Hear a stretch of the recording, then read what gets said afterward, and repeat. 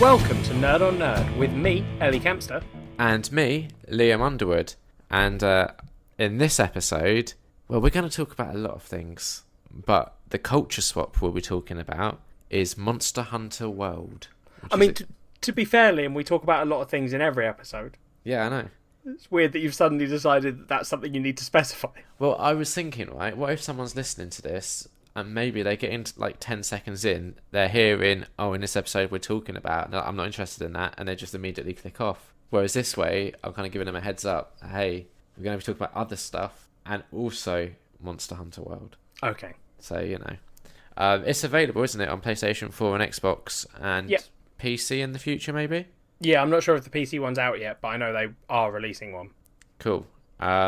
So that's coming. Look forward to that. The regular listeners will know the format of this show by now, but if you're new, this over explanation is for you. Catching up with Ellie and Liam. That's the first part of the show, by the way, where we catch up with each other.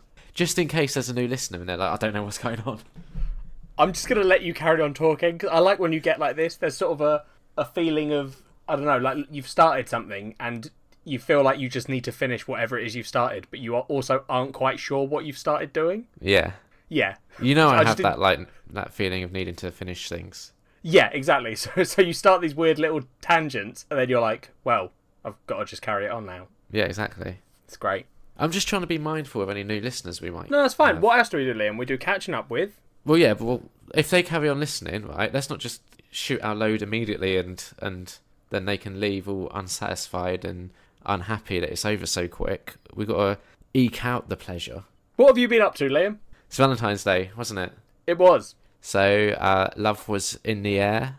I spent it with Kat, who, again, that's good. For that's new a positive listeners, start. That's my girlfriend, not a pet or something. What did you do? Was it... What's happening? You're really struggling. No, I was just remembering what we did. So, oh, okay. Yeah, I was just kind of playing it back. So here's the thing. I maybe, like, not forgot. I got her a card, but I didn't know what to get her as, like, a present, and she wanted clothes. Okay. And I refused to, like, buy her clothes that she hasn't already signed off on. Got you. So it was a bit of a barren day for her, because she just got a card, and that was, like, it. And we went out for a meal that night. We went to Ask Italian, I think it was. It was an Italian place. I had sea bass. She had, I don't know, some pasta dish. And then we went to see Black Panther, but I'll talk about that a bit more later. It's very romantic, Liam. Yeah, exactly. Well, so the whole thing is, like, with the whole clothes thing, so the plan was we were going to go to Portsmouth this weekend, or last weekend that's just been, and do some clothes shopping. Which we did. We met up with Mark, who's been a guest on the show a while ago now, and his wife Kat with a K, which is different to my cat with a C. They're different people, obviously. And again, Liam's cat with a C is not actually a cat. Yeah, exactly. So yeah, we met up with them for lunch, but my cat couldn't find any clothes, so we ended up coming home and we just bought a load of stuff online. So it just felt like a bit of a, like, I felt bad that she didn't have anything to, like, open on Valentine's Day. Can I like throw something in, like I want to say helpful advice because I genuinely think it's helpful, but I think you might take it the wrong way. Yeah.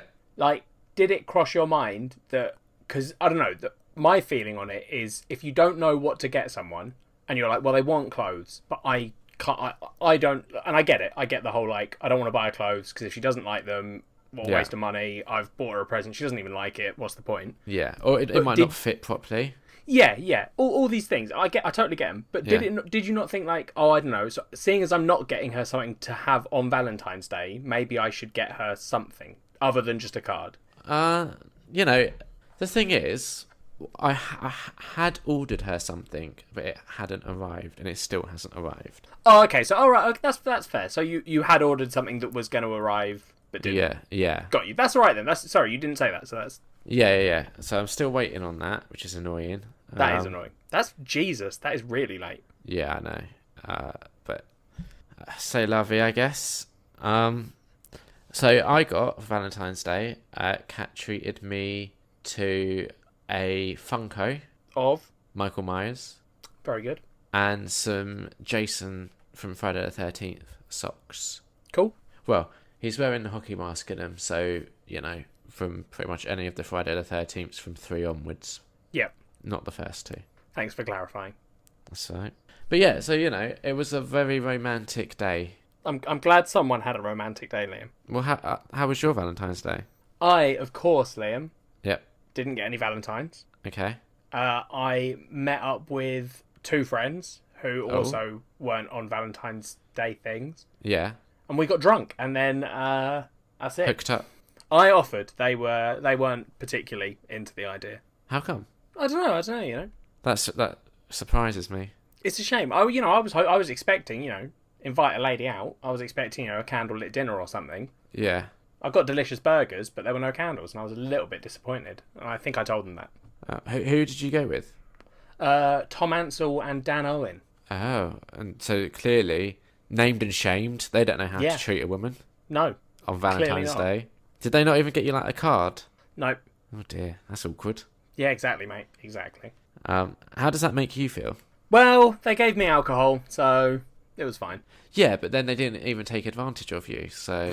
Oh, no, exactly. Oh, I mean, what a shame. Yeah, I'd be feeling a little, peeved if I was you, I think. Well, it could have been worse. How could it have been worse? I could have just sat at home eating ice cream. Yeah, I guess that could have been worse, maybe. Yeah. Have you done anything else? Yeah, I went to a couple of gigs. Oh, yeah? Yep, we went and saw Brian Fallon. Don't know who that is. Know him, Liam? Nah. Lead singer of the Gaslight Anthem. Don't know what that is. Anthem. They're a band, Liam. Okay. Are they quite hip and new? Not particularly, I don't think. Or are they like an old fogey band? They're not an old fogey band. Well, I've never heard of them. Well, you haven't. Yeah, but if you had heard of them, they'd be an old fogey band, Liam. Yeah, that's true. No, they're cool. They were formed in 2006, Liam. I googled it for you. Wait, so you saw the band, or you saw Brian Fallon from the band? We saw Brian Fallon, the frontman, who's also doing solo work. So you didn't see the band? No, we saw Brian Fallon. Right. Okay. I just feel like that got confusing there. Okay. How? Because you started banging on about seeing the Gaslight Anthem. What? No, I didn't. Well, that's what it sounded like. Okay. Right. Well, we saw Brian Fallon. Yep. Frontman of the Gaslight Anthem. Okay. He played for an extra 45 minutes from what he was meant to. Oh, wow. So, considering we paid £12 to see him... That's value for money. Yeah, crazy value for money. Like, they're big, Liam. I know you don't know them, but they're a big band. Never heard of them. No, I know. And he's also big. He's, going on tour. He turned up in a tour bus to this tiny club in Kingston. His tour bus was double-decker. Yeah. And just sitting outside the club. It was awesome. It's just him. He's not even a band. Why has he got a tour bus that big? He has 2 other people with him. And then they bring the, what do you call them? The opening bands and stuff come with them. Okay. Also, if you're going on a tour around the country and you're rich, you get a big bus. That's how that works. Do you need a double-decker one is my point. Well, I don't know what the lower deck was for. Maybe it's for all the staff. Roadies and stuff, Liam. You got, bands are big. They travel with lots of people. Yeah, bands do. Not a single person. He's got other people that play with him. He could have probably he's just, a solo act. Got a taxi. Does he even play his own instrument, or is he just a singer? He plays 2 instruments. What instruments? He was playing guitar for most of it, and then he's recently learnt piano, so he played a couple of songs on piano as well. So the piano, I admit, you wouldn't be able to get that in a taxi, but the guitar you could. Your sort of sense of the world is very confusing. What do you mean? He's a big artist. He wasn't going to rock up in a fucking taxi with a guitar. I mean, 1, that would have been more environmentally conscious. 2, that would have been cheaper for him, so more profit. I don't see why he wouldn't have, to be honest. I mean, since we were paying £12 for a ticket, I don't think he was doing this gig particularly for profit. So why was he doing it then? Oh, so it's with a group called Banquet Records, which is a legit record store in Kingston. Okay. And they have, they basically have a night at a club, a bit like how Route 66 used to have Afternoon Delight. Yeah. It's like that, but imagine that instead of the first half of that, a live band played and you paid for tickets to go see them. Have you ever seen the film Empire Records? Yeah. Is it like that? Sort of, yeah. Okay. But Banquet because they're one of the last major record stores. Yeah. They get big names. Like they had Wolf Alice play there, who we saw. They're having the Vaccines play there, who are another big band. It annoys me that you don't know music. I don't know any of these. It's so sad because they're all really good bands. I don't have time to listen to music. That is a lie. No, it's you not. nap for 4 hours a day. The other day you told me you napped twice. I did. because I was very sleepy, and when was I going to listen to music while napping? Yeah, while napping. Does that? But then I'm not listening, am I? Subliminal. I don't know if that's how music works. Like, I don't know if you can listen to an album via like osmosis. I think you probably could if you listened enough. Maybe. Have you done anything else? Yeah, and then we saw the Wombats a week before that. At the same place? Yeah, at the same place. You might remember the Wombats, Liam. They had the song "Let's Dance to Joy Division." Exactly, and I knew 2 of the other songs. So that was a less enjoyable night. What Still were the good. other 2 songs that you knew? There was another one from that first album that's something about New York. Something. Oh, Can't Sleep in New York. Yeah, is that it? Yeah. I had their first CD, I think. Ah, okay, yeah. So that one. And hang on, I'm trying to look up their discography. I'm getting it up. Don't worry. They've got so many albums. Moving to New York. That's it. Because he's having trouble with his sleep. Sure. Yeah, that was the lyrics. And Kill the Director. Oh yeah, I knew that one. Yeah. So like, those bits were good, and they seemed like a cool band, and I liked the music. But I think I always struggle with some gigs you can go to, and if you don't know the songs, you sort of sit there and you're like, oh, this is still cool. Like, I'm really enjoying it. But they felt a little bit like it would have been a much more enjoyable gig if I actually knew what the fuck was happening. Yeah, fair enough. I kind of understand what you're saying with that. Okay, good. That's about the best I can hope for with most people, is I sort of understand what you're saying. Yeah. I remember when I was at uni, I went to see Funeral for a Friend. Yep. And I had only ever heard, I think, their first CD, maybe their second. And I was quite worried that they would just play like all their new stuff and I wouldn't know any of it and I'd hate it. But they were doing this like nostalgia type tour thing, so they only played stuff from their early stuff that I actually recognised and knew, and I really enjoyed that. Yes, yeah, it is more enjoyable when you know what's being played, because you can like sing along and get involved. Yeah, and you can have a little boogie. Yeah, exactly. It's hard to boogie to a song that you don't know. Did we go and see someone in Wedgwood Rooms? Probably. Yeah, probably. No idea who that was. Fair enough. Probably no one important. Probably not. But yeah, that's what I've been doing, Liam. I haven't seen live music since uni. You should. You should try it. I don't have time. You're so full of shit. Well, no, the thing is, if I've got the choice between, say live music or like live comedy, I'm always going to go for comedy over music. Okay. So I would rather go to comedy than music. You can go to both. Yeah, I know. I'm going to see Flight of the Conchords soon, maybe. A combination of the two. Exactly. And if Stephen Lynch announces UK tour dates, I'll try and go see him as well. Fair enough. So I like it when they combine the two. But I feel like I'm a bit too old now to be like bopping along with the teenagers at these sorts of places. I mean, if you go to bands that aren't teenage bands, which most of the bands you listen to aren't going to be, you'll be fine. So like the Wombats, what was the sort of age range there? Theirs was surprisingly young, but they've still been releasing music. Like, I think they just released a new album. Did it make you feel really old? Not particularly. Not at a gig. No? At clubs it does, but when you're at a gig it's different. What's different? But you stand at the back, don't you? Like some sort of weirdo. No, not right at the back. I just don't go into the front. I don't go into like the pit or anything. Okay, why's that? I don't like being crushed by people.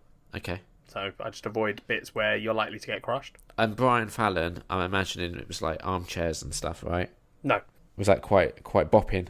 Again, 2006, Liam. He's not like super old, the band, but... Well, like, what was the age range there? The age range was young to old. But that's the thing. I think. Where did it more lean? More young or more old? It depends on where you... I think overall, probably young. Okay. But that's the thing. With gigs, you get a wide age range because it's not a club. Like, you're not going out and just being like, let's party like animals. So you get a range of people that are into those bands. That's a shame because like I really like going out to clubs just for dancing. I know you do because you're broken. I like the dancing. You can dance. You don't have to go to clubs to dance. Yeah, but it's more fun. Maybe this is what it is. You've never... Maybe I might try and get Kat to take you somewhere to dance. Well, I don't want to go to like... Not a class. No, because... Or any sort of dance where you have to touch someone else. That's fine. What about like freeform and all that stuff? That seems a bit hippy-dippy, doesn't it? Like where you sway like a tree and all that shit. Just makes me think of Peep Show. Yeah. So, but like, I know there's a modern jive sort of venue near us, but that requires touching other people, and I'm not about that. Fair enough, mate. I get sweaty when I kind of move a lot. Okay. Especially my hands, and I just feel like you know, dancing, you have to touch people with your hands a lot if you're dancing with someone else, and I just don't want to get like hand sweat on someone else. Yeah, but like Kat would be used to that surely, or she'd be able to deal with it better. Yeah, I just don't really think she should have to. Fair enough, Liam. So, well, it sounds like we've both done a lot. You only had Valentine's Day, mate. Yeah. Okay, I'm not putting you down. Hey. Well, no, I had Valentine's Day and my trip to Portsmouth. That's true. That's true. It's 2018, year of positivity. You were super busy. Yeah, exactly. I think we had other stuff, but I've just kind of forgotten it.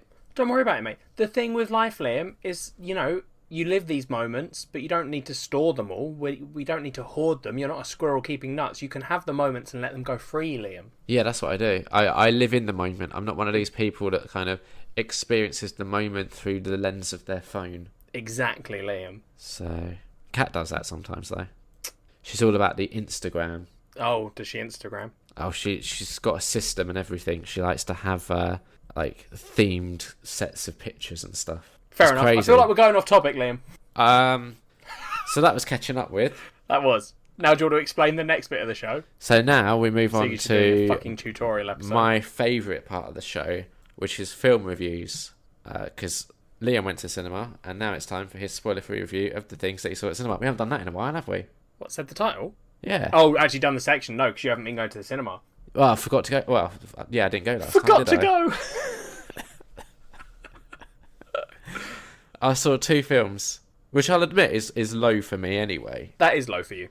But, you know, there's not been a lot out that I'm really... Well, there's stuff out that I want to see, but it's either on at inconvenient times, or Kat also wants to see it, so I can't just go by myself. But then I have to wait for Kat to be in the mood to go, and it never happens. Fair enough, Liam. Does my nut in. Anyway. Dating life, mate. Huh? I said dating life. Yeah, I know. I mean, you were sort of moaning earlier about being single and lonely, but I'd relish it while you can, to be honest. Yeah? Yeah, because honestly... Yeah, no, you're right. Being single and lonely is totally just countered by the fact that I can go to the cinema. Whenever you want. Like, you might look at me in a long-term monogamous relationship, and you might be like, oh, look how green the grass looks over there. But, I'll tell you, sometimes... Your girlfriend listens to this podcast. Oh, she gets bored after like 5 minutes. It's fine. Oh, okay, you're safe then. I should be safe. No, like, obviously there's a lot of good things about dating, but I'm just saying, like, what I'm trying to say is make the most of the singledom while you have it, because when it's gone, it's hard to get back. Mate, how long have I been single? Yeah, but like, do you honestly think I haven't been like enjoying it? I haven't been. Yeah, do you honestly think I haven't been doing things that single people do? No, but have you been making the most of it? Is the question. Yes, I would say so. By going on like weird double dates on Valentines. Technically not a double date because there weren't 4 of us, only the 3 of us. So what's that called? If anything, it was going to turn into a threesome, but it just never panned out. Ménage à trois. Is that a ménage à trois? Is that what you were trying to do? Definitely. Alright. Anyway, the first. I kept making Eiffel Tower references. Yeah, did that work? No. No, that's a shame. The first film I saw at the cinema. Yes. Was Black Panther. Ooh, I have also seen that. Oh, so this is both Liam and Ellie's review of Black Panther then. Spoiler free. Spoiler free short review. Yeah. Because we might be doing a special because we've sort of stopped doing them and we want to start them again. Yeah. So we're hopefully doing a special. I'm being more optimistic. Yay. Do you want to go first, Liam? Yeah, sure. So the basic premise, it's another Marvel movie if you didn't know. Yep. The next MCU movie. Now, is it the last one before the Avengers? Yeah, Infinity War. Yeah. Which, yeah, it sort of bothered me that a little bit. What bit? Well, I don't know if you had this, but in our cinema they played a trailer for Avengers Infinity War before Black Panther. Yeah, they did for us too. And that trailer kind of, what's the word? Almost like maybe not spoiled, but maybe revealed a little bit too much of what ended up being quite like a bit of a plot point in Black Panther. Yeah, no, I agree. So I kind of either like cut the trailer smarter so you're not gonna spoil the movie that people are about to watch. Yeah. Or just maybe I was speaking to Kat and I can't remember. I think it might have been Captain America, like the first Avenger. I think that was the film before they did the Avengers, right? Yeah, that sounds right. And I think the post-credit like sting in that was the trailer for the Avengers.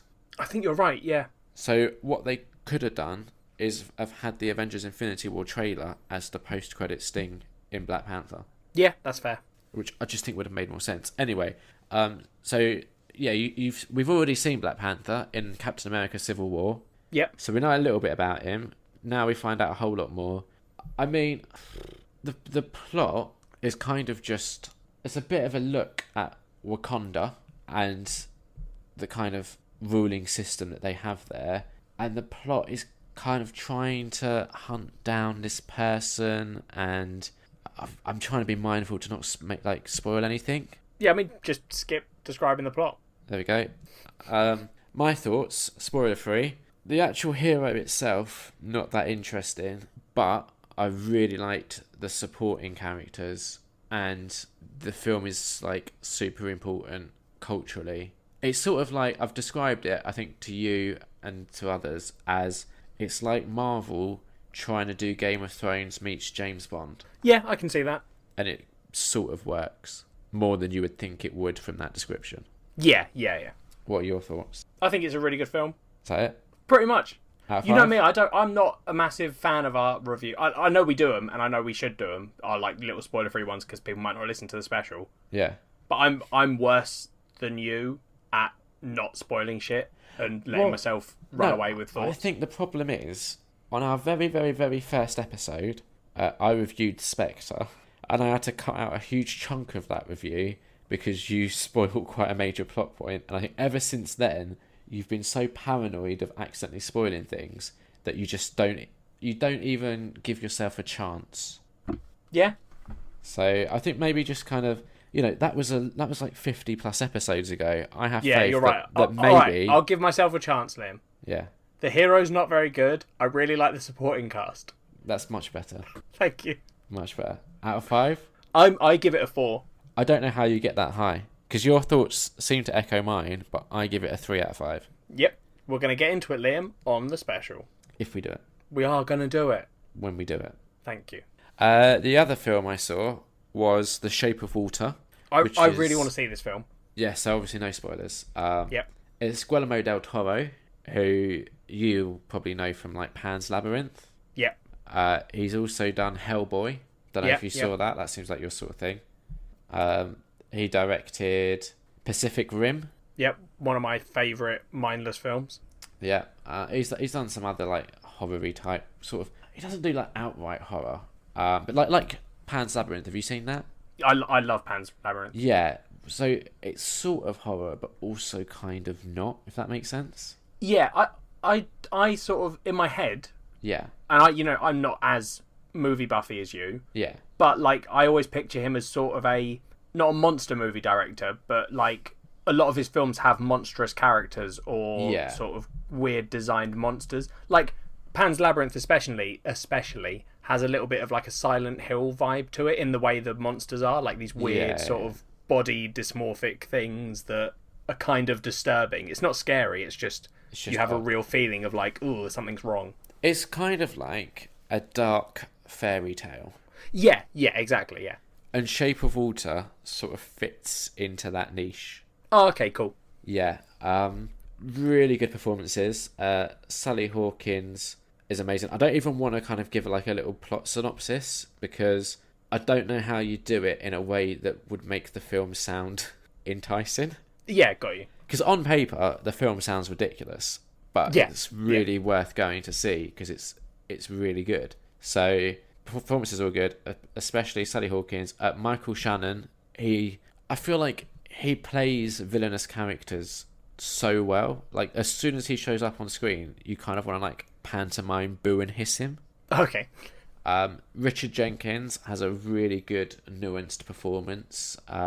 Octavia Spencer, also great. There's a lot of good acting in this film, but I think beyond that, it also to me feels like Del Toro's most confident sort of film from like a director perspective. Like it's hard to describe, but the way that the film is threaded together and the flow of it and just the general like pacing and how it just all works on like so many levels is just really impressive. Okay.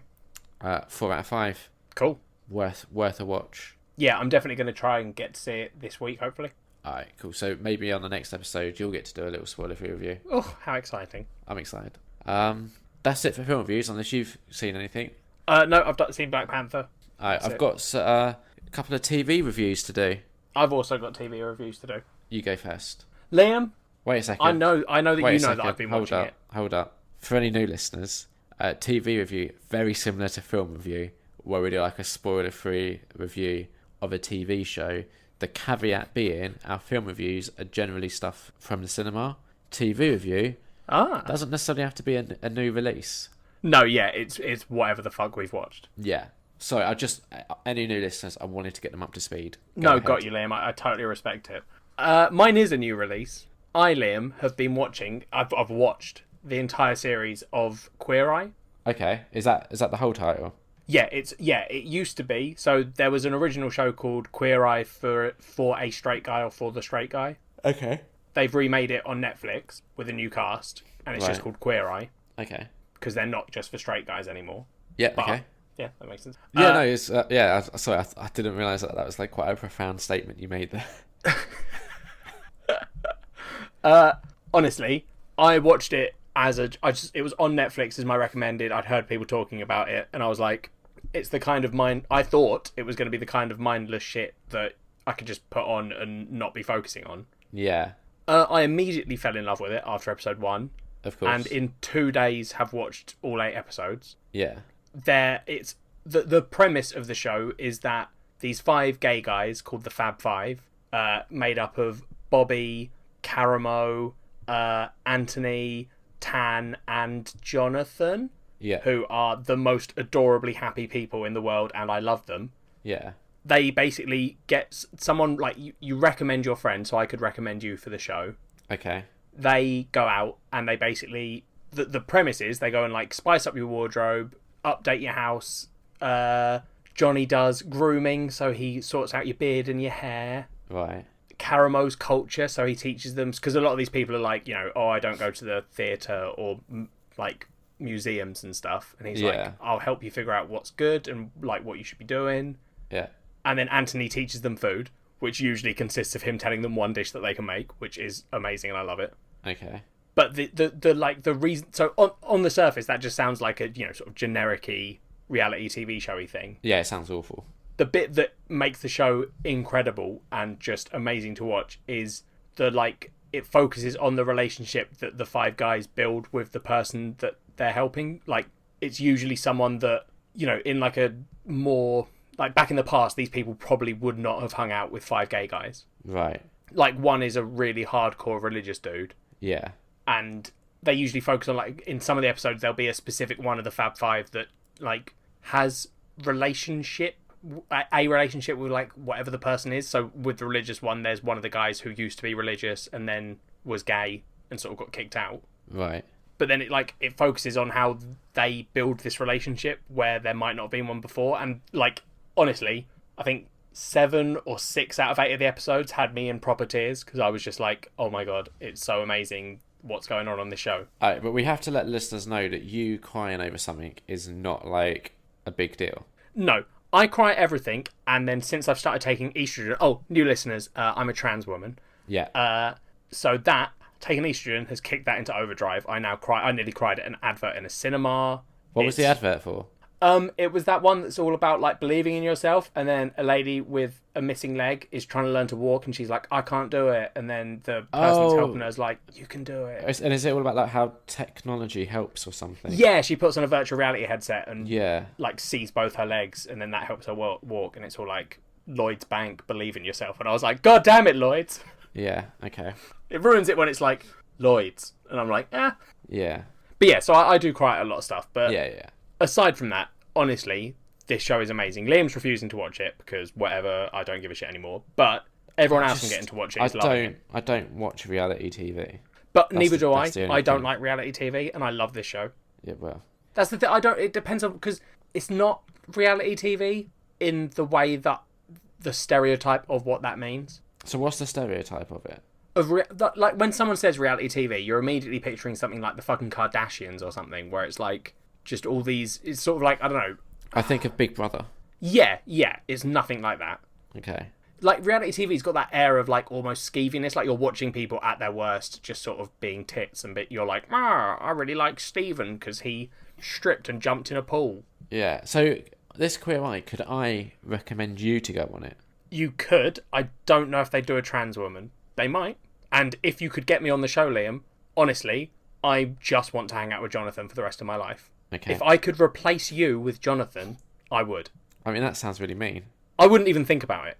That sounds really mean. Like, if Jonathan right now, Jonathan, if you listen to Nerd on Nerd, oh God, I will have you on this show in a heartbeat. What do I do?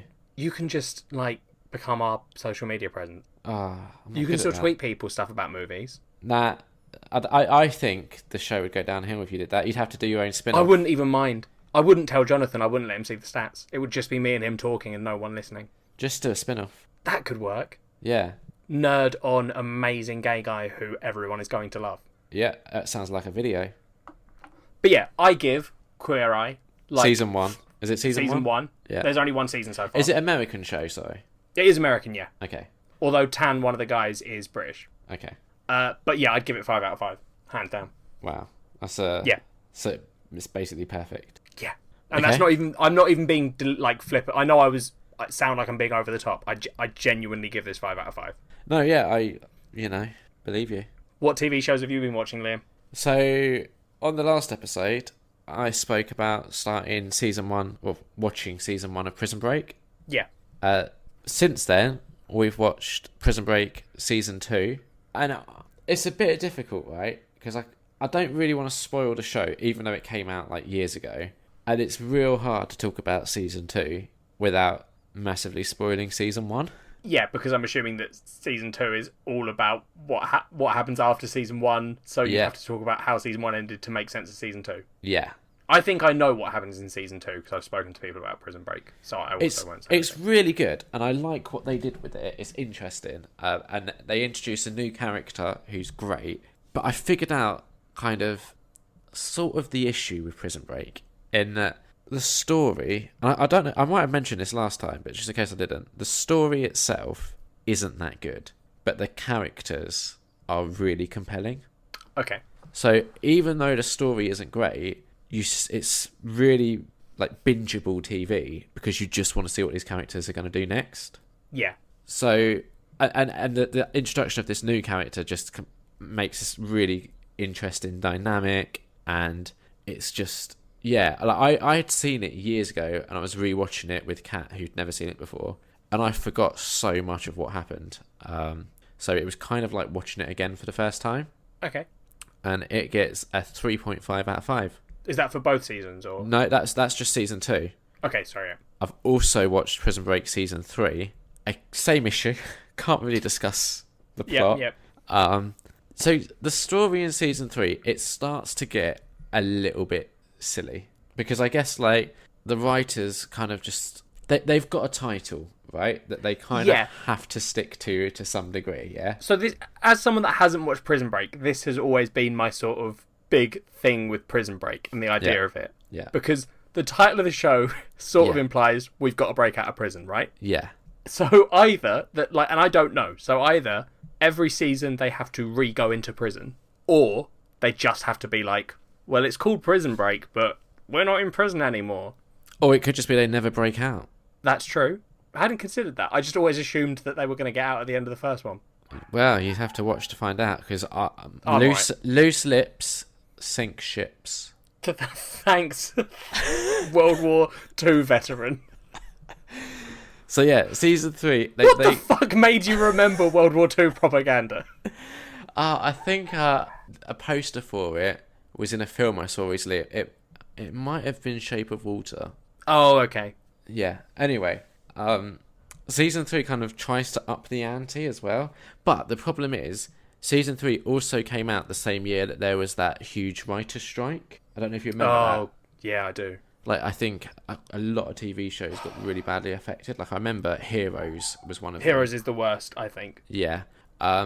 So, whereas season 1 and 2 were, I think, like 21 or 22 episodes, I think 22, season 3 was only, I think, 11 or 13 episodes. Did they go for the same thing that Heroes did, where instead of being like well, we'll wait for the writers to come back or something. They just went for well, we'll attempt to wrap up the story how we think it was going to end, and we'll do it in 2 episodes or whatever it was. No, so they did 13 episodes for season 3, and it doesn't. If anything, it feels like they had to stretch out some stuff. It feels like it could have ended a couple of episodes sooner. Oh, okay. So I mean, it might have always been their intention to do it that way, but just watching it, there is a moment where you're like, oh, they're ending it a lot quicker than I thought they would. I wonder what the rest is going to be, and then they sort of backpedal a little bit. Okay. But yeah, it's the exact same thing where the story's even sillier, but it's still these just like fascinating characters, and by 3 seasons now, you've really developed like a loyalty to the characters. So when they start getting they start coming face to face with new characters for that season, you just don't want your like favourites to get hurt, sort of thing. Yeah. And it's fascinating because when we first watched season 1, there's a character that gets introduced really early on, and I said to Kat, that's going to be your favourite character. And this isn't really a spoiler because he's introduced in like say episode 2 or 3, and this is instantly revealed. But he's revealed to be this like paedophile murderer, right? Right. And so that information gets revealed, and I say to Kat, that's going to be your favourite character, and she's like, what the hell are you trying to say? Like, why? By season 3, she's like, yeah, this character is my favourite character. Okay, that's weird. Yeah, but that's what I mean. Like, the characters are so fascinating, and even like the really nasty villainous characters are written in an interesting way. And particularly by season 3, it becomes like you don't have black and white morality. It's just varying shades of grey. Okay. I mean, you did describe this guy as a paedophile murderer. Yeah, I know, but he's so compelling to watch. Yeah, I'm just saying maybe he's not a shade of grey. It sounds like he's probably a shade of black. Oh, yeah. He does this like little thing, and as soon as he does it, you're just like, oh, some killing's going to happen. And it's great. Okay. It's great. It's so good. But equally, like, all of the characters know that he's utter filth, so they treat him that way. Okay. But then you also find out, like, a bit of his backstory and some of his upbringing, and it doesn't quite justify things, but it helps you kind of understand things. Do you maybe want to take another run at that sentence? I think that sentence was fine, isn't it? It doesn't quite justify things. There's literally nothing that could be revealed that would make anyone go, oh, well, it makes sense that he's a paedophile. No, but equally, like, they don't, like, so they don't harp on about that. They just use that piece of information effectively. Sure. Is all I want to say. It's really hard to describe without doing spoilers.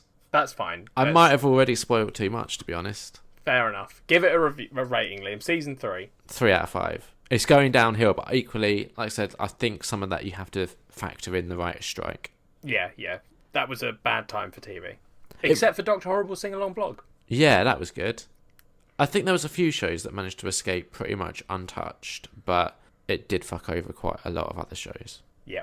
Yeah, that's it for my TV reviews, though. Fair enough. So, housekeeping?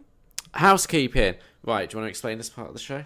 Listeners, for anyone that's new, housekeeping is a section of the show where we both. It's a two-pronged thing. We talk about if there's anything we've done on the show or sort of mentioned on the show that we've continued on and it doesn't quite fit into anything else. Yeah, so for example, if we like played a video game.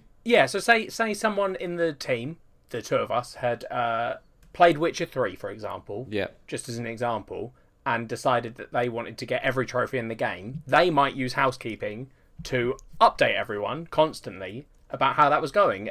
No matter, whether people thought that was a good idea or not, he would do it. So that's... yeah, definitely. Yeah. Definitely. I think a lot of this show is someone on the team, no matter if people think it's a good idea or not, they just do it. I mean, that's sort of the entire premise of the show. I think that's the whole no podcast, one thinks we should be doing this, but we are. Yeah, exactly. To the marvel of everyone, I think. Yeah, definitely. I think we proved that podcasting is accessible to any idiot. It just might not be successful for any idiot. It's not for us? No, hell no. So, so housekeeping. Also, though, not just that. Yeah, we also, Liam specifically, as he is in charge of social media, gathers together all the communications we've had throughout the 2 weeks and sort of reads them to me. Yeah. Because, we have loads of communication. Exactly. Just so it's, traditionally it can go up to anywhere, up to an hour. I have to edit it down. For example, this one might seem to only be like 10 minutes, but I've cut out a lot of the stuff, and that's a shame. If you're a new listener and you want to get involved, details for that later. See, we trick you. You have to listen to the rest of the show to find out the details, or skip. You could just skip, but don't. Don't, because then you won't know what to tweet us about. You can't be like, exactly. Oh, Ellie made a really good point. I mean, that's never gonna... I don't think that anyone's ever tweeted that to us, ever. But who knows? I don't know if anyone's ever tweeted, Liam made a good point. So, housekeeping. Amanda tweeted us. She said, Liam made a really good point. I'm lying. I'm putting words in her mouth. I shouldn't do that. I'm sorry. No, that's mean. Amanda tweeted us, and this is what she genuinely said. She said, I'm a bit behind on podcasts. Life got in the way, but I'm a bit worried now that Liam's garden may be haunted by a murderer/serial killer ghost. Oh, God, can you give us a quick update on the garden? Because it's still going on. The water butt moved again today. It moved back. Oh, it moved back? Yeah. So it had moved weird. a few days ago, right? And I just left it. And then it kind of moved back to sort of where it was. That's more creepy. Yeah, that's what I was thinking. Because it's not wind. Yeah. Because my whole logic for the wind was that the wind was getting funneled down that little alleyway. Yeah. But for it to go back, it's in an open space. So for it to be pushed back in... Yeah. Mate, you need to do the thing I've told you. I'm not going to say what it is on here, because... Why not? I don't know, just in case the murderer's listening. Oh, okay. Yeah. So, it's creepy, but equally I'm finding if I just ignore it, I don't really think about it too much. No, but you've got to do something, because what if it is someone who's, canvassing the house? Yeah. I don't really know what to do. Do my idea, so at least you know. Alright, I'll do that then. Okay.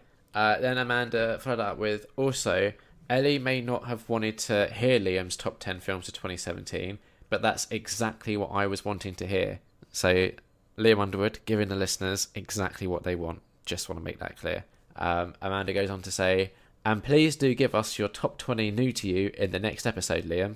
Ellie, what were your top 10 of 2017? So Amanda has specifically asked you for your top 10 of 2017 there. Cool. I'm ready. Yeah, go on then. No, you're going first. Okay, cool. I'll go first. So my top 20 new to me. I can hear in the background you typing a lot. Oh, no, I'm playing a game, sorry. Oh, okay, cool. For anyone that isn't aware, my top 20 new to me, what that means is these are movies that I hadn't seen prior to the year 2017. Sorry, I've got to watch an advert to carry on the game. What game is it? Knife Hit. Oh, it sounds awful.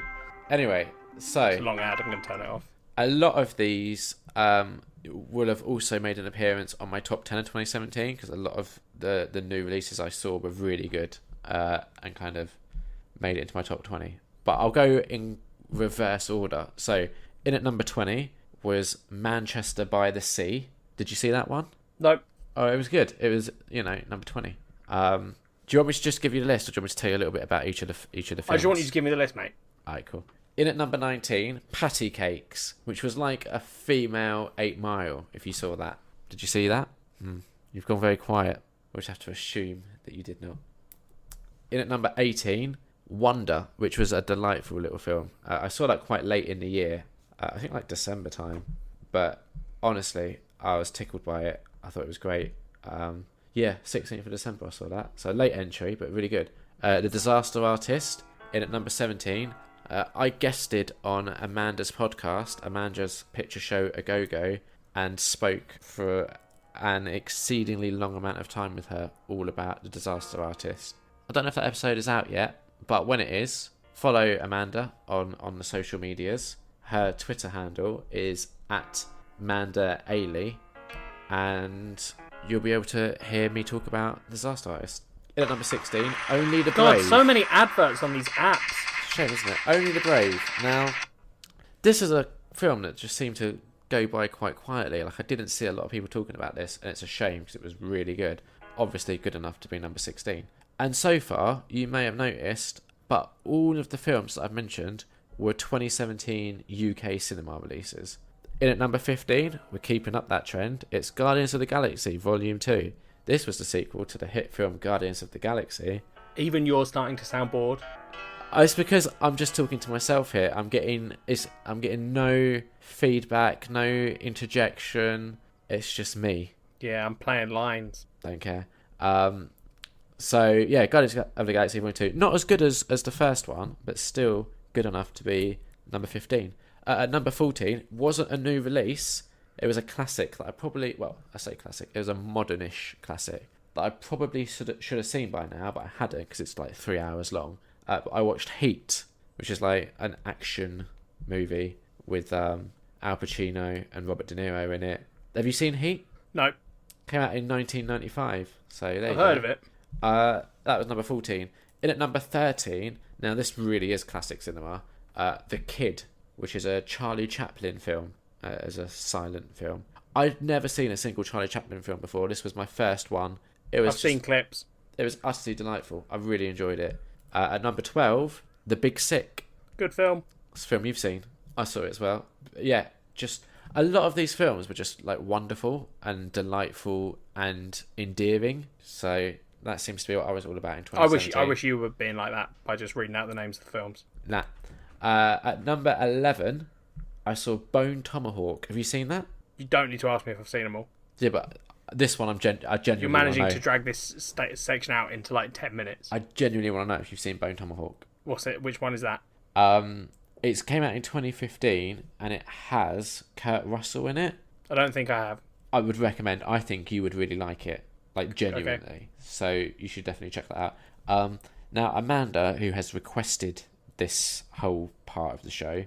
I wonder if there's a point where Amanda will listen to this and regret requesting it. Well, she can tweet I've us got a and let us feeling it know. might be when you say, shall I just read out the titles? And I say yes, and then you don't do that. I've got a feeling. She can tweet us At and let that us know. point. I think Amanda would struggle with some of the gore in Bone Tomahawk, but otherwise I think she'd really like it. Number 10, this was another classic film that I hadn't seen before. It came out in 1967, and it's The Graduate. Little old Dustin Hoffman in that, acting. It's one of those like coming of age films, and you know how I feel about my coming of age films. New listeners might not, but that's a shame for them. So we're into the top 10 now. That was number 10. Number 9, Hacksaw Ridge. Hacksaw Ridge was good. Really enjoyed that. Andrew Garfield. The first like half of it, you kind of think, I don't know if I like this, and then the last half you're like, fucking hell, that was amazing. In at number 8, this is a film you've seen, Logan. It's a good film. Which, yeah, I thought it was good as well. It was number 8. It was like Wolverine finally done right. In at number 7, another one I think you've seen, Dunkirk. It's a good film. Yeah, I liked it. It was in at number 7, so obviously. At number 6, we guested on another podcast to talk about this film. We guested on Atlantic Screen Connection. Can you guess what the film is? Is it Kong Skull Island? It is indeed. This is just a waste of time, this whole section. I'm just going to move on. Why? The fact that it's in your top 10 is just ridiculous. It's nearly in the top 5. It's number 6. That's honestly stupid. It's such a good film. Honestly, I enjoyed Amanda, it so much. you wanted to hear his top 20 because you think, as most people do, that Liam is sort of this movie guy, and he's not. Because Kong Skull Island is in his top 10. Yeah, and it's super fun. I'm going to get a drink from It's across not the my room. fault I'm so if disgusted you with you. didn't like, if you can't find I've the taken fun my in the headphones film. out. I can't hear what you're saying. That's fine. We can all just talk about what a pissy little bitch Ellie's being right now. Oh, I'm not getting my own way, so I'm going to have a sulk. In at number 5, Thor Ragnarok. I was just tickled pink by how funny this film was. Taika Waititi is fantastic, and I hope that they give him like Thor 4, which is going to be a real hard one to like market, like 4. I don't know how you'd even do that. You'd have to give it like a subtitle like Thor Ragnarok, because they didn't Move call it on. Thor 3, did they? Did you see Thor Ragnarok? Yeah. What do you think? Good film. Move on. What do you think they should call the 4th one though? 'Cause Move on. The more I say it, 4. If you carry on, I'm going to just move on with the show. Alright, now, after saying Thor 4 load, in at number 4th place, this is a film that's on Netflix. It has Mark Duplass in it and Sarah Paulson. It's sort of mumblecore-y. Came out in 2016. It's called Blue Jay. I think you should watch it, Ellie. Okay, I will. I really do. It's so good. It's sort of mumblecore-y, but like it's, you know how we did Your Sister's Sister, where it was like mumblecore with a budget. Yeah. It's another one like that. If it's like that, then I'm into it. Yeah, I think you'll really like it. and the acting's just superb. In at number 3, Spider-Man: Homecoming. Oh, I thought that was amazing. It's coming of age, isn't it? So of course I'm going to. No, you saw that, but you didn't think it was as amazing as I did you? I didn't think it was as amazing as you did, no. Did we do a special on it? I don't think so. Okay. Possibly. In at number 2, this was a real late entry because I saw this on Boxing Day. It was The Greatest Showman. Good film. I've also guested on Amanda's Picture Show a Go-Go to talk about that as well. There's a theme there. Both of those films star Zac Efron, and that's why I guested to talk about. She didn't like The Greatest Showman so much. So, you know how you were saying, like, she shouldn't, like, take my film kind of stuff too seriously? Sorry, I got distracted. What? You know how you were saying that Amanda shouldn't take my film thoughts too seriously because I liked Kong? Yeah. Well, she wasn't a big fan of The Greatest Showman, and that's at number 2. So, you liked The Greatest Showman, didn't you? Yes, good film. It is. In at number 1, my favourite film that was new to me of 2017. Officially, it's a 2016 release, but in the UK it was a 2017 release, so I only saw it for the first time in 2017 because I didn't get to see it at any of those like film festivals or any of that. La La Land. And that was my top 20 new to me of 2017, as requested by Amanda. You're very welcome. Ellie, what were your top 10 of 2017? That was Amanda's tweet that I was quoting there. That wasn't me asking. Yeah, no, I got you. All right, well, some of us, you know, like to make our listeners happy, and I guess some of us don't. I mean, so my advice to listeners would be to, you know, just take in what we talk about on Nerd and listen to our reviews where we talk about the stuff that we've seen. And, you know, my top 10 of 2017 are probably the ones that I've given 5 or 4.5 stars to, I'd say, this year. That's not me throwing shade at you, Amanda. I just genuinely don't keep track. I don't have a letterboxd. Yeah, but I feel like you're asking the listener to do a lot of hard work. I'm not saying go back and listen. I'm just saying those are probably the ones. I can't remember.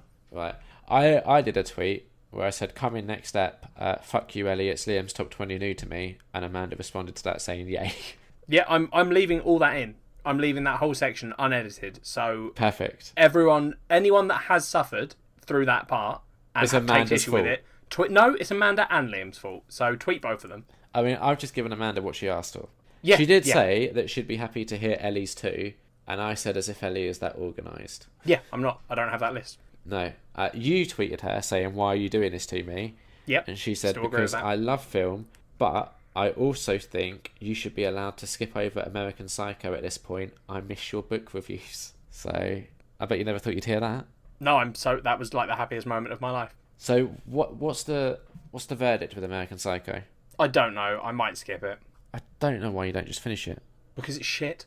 I've just realised that a typo in one of my tweets. Oh, no. That's alright. It was from my personal account, not from... Oh, that's alright then. Don't fuck up the brand, mate. One. No, exactly. Well, I mean, that would be hard to do.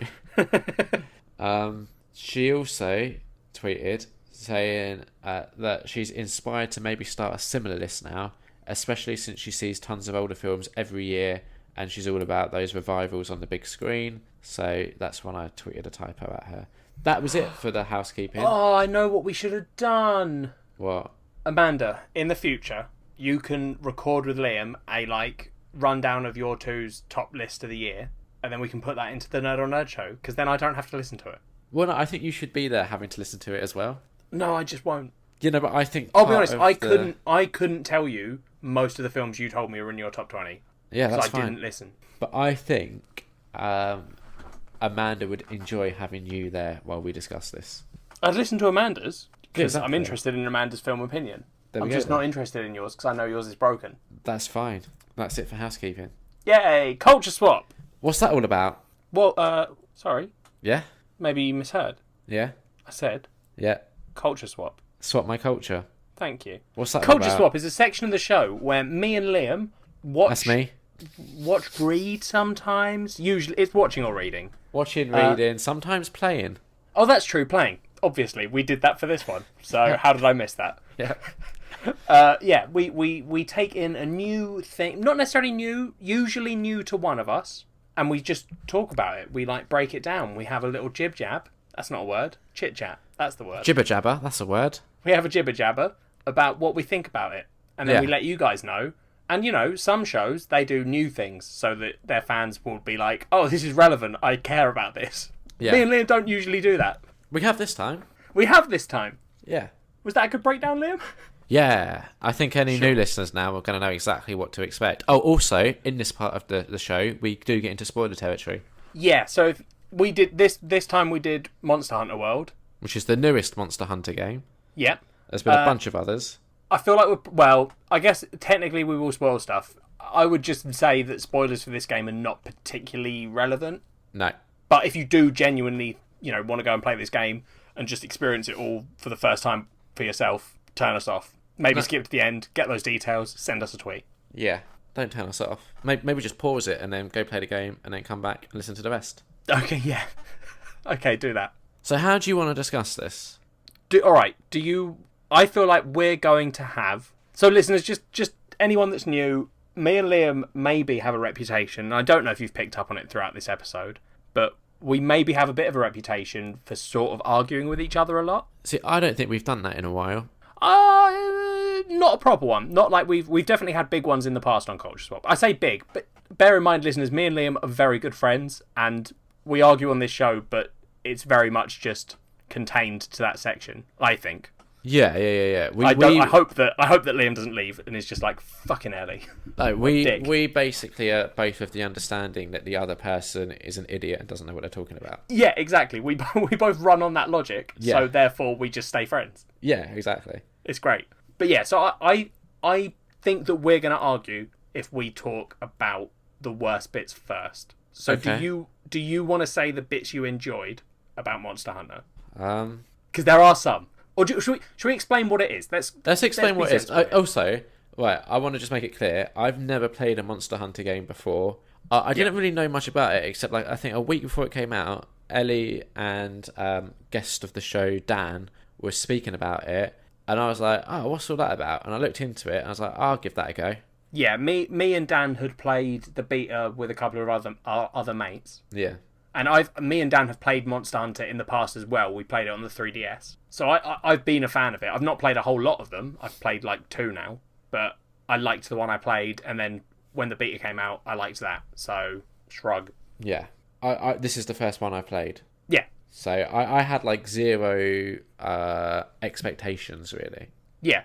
You came in with a blank slate. You had no real idea of what it was. Actually, no, that's not true. So what I thought Monster Hunter was, okay, from what I'd been led to believe, is a lot of it, there'd be a part of it where you'd be actually hunting and fighting monsters. This is just what I thought before going in. I thought the majority would be like tracking the monsters, learning kind of their habitat, learning their strengths and weaknesses, and kind of like monitoring in a way. I thought it would be more preparation. I get what you're saying. Yeah. I thought there'd be more preparation than just fighting monsters. Yeah. Just from the like, not really knowing a whole lot, but from what I could kind of piece together. Yeah. So basically, what Monster Hunter is you play as a monster hunter. Yeah. Oh, I also thought there'd be a story. Oh, no, yeah. The story in these games is super loose and vague. Like, you could easily play this game without paying any attention to the story, and you'd be fine. Yeah. Which is unusual for me to enjoy, because I usually like story. But yeah, same. So, basically, you're a monster hunter.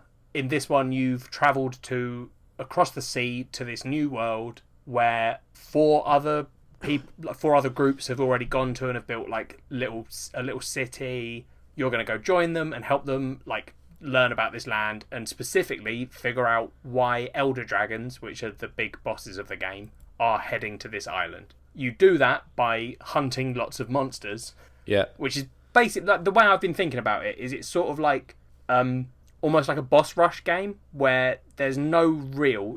There are little bits where you don't have to be hunting big monsters. You can go and like explore or whatever. Yeah. But the real core part of this game is effectively you go into a boss fight, which can last, up to 50 minutes. Yeah. And that's like, it's broken up into that. So you're going to go hunt that monster, then you're going to hunt the next monster, then you're going to hunt another monster.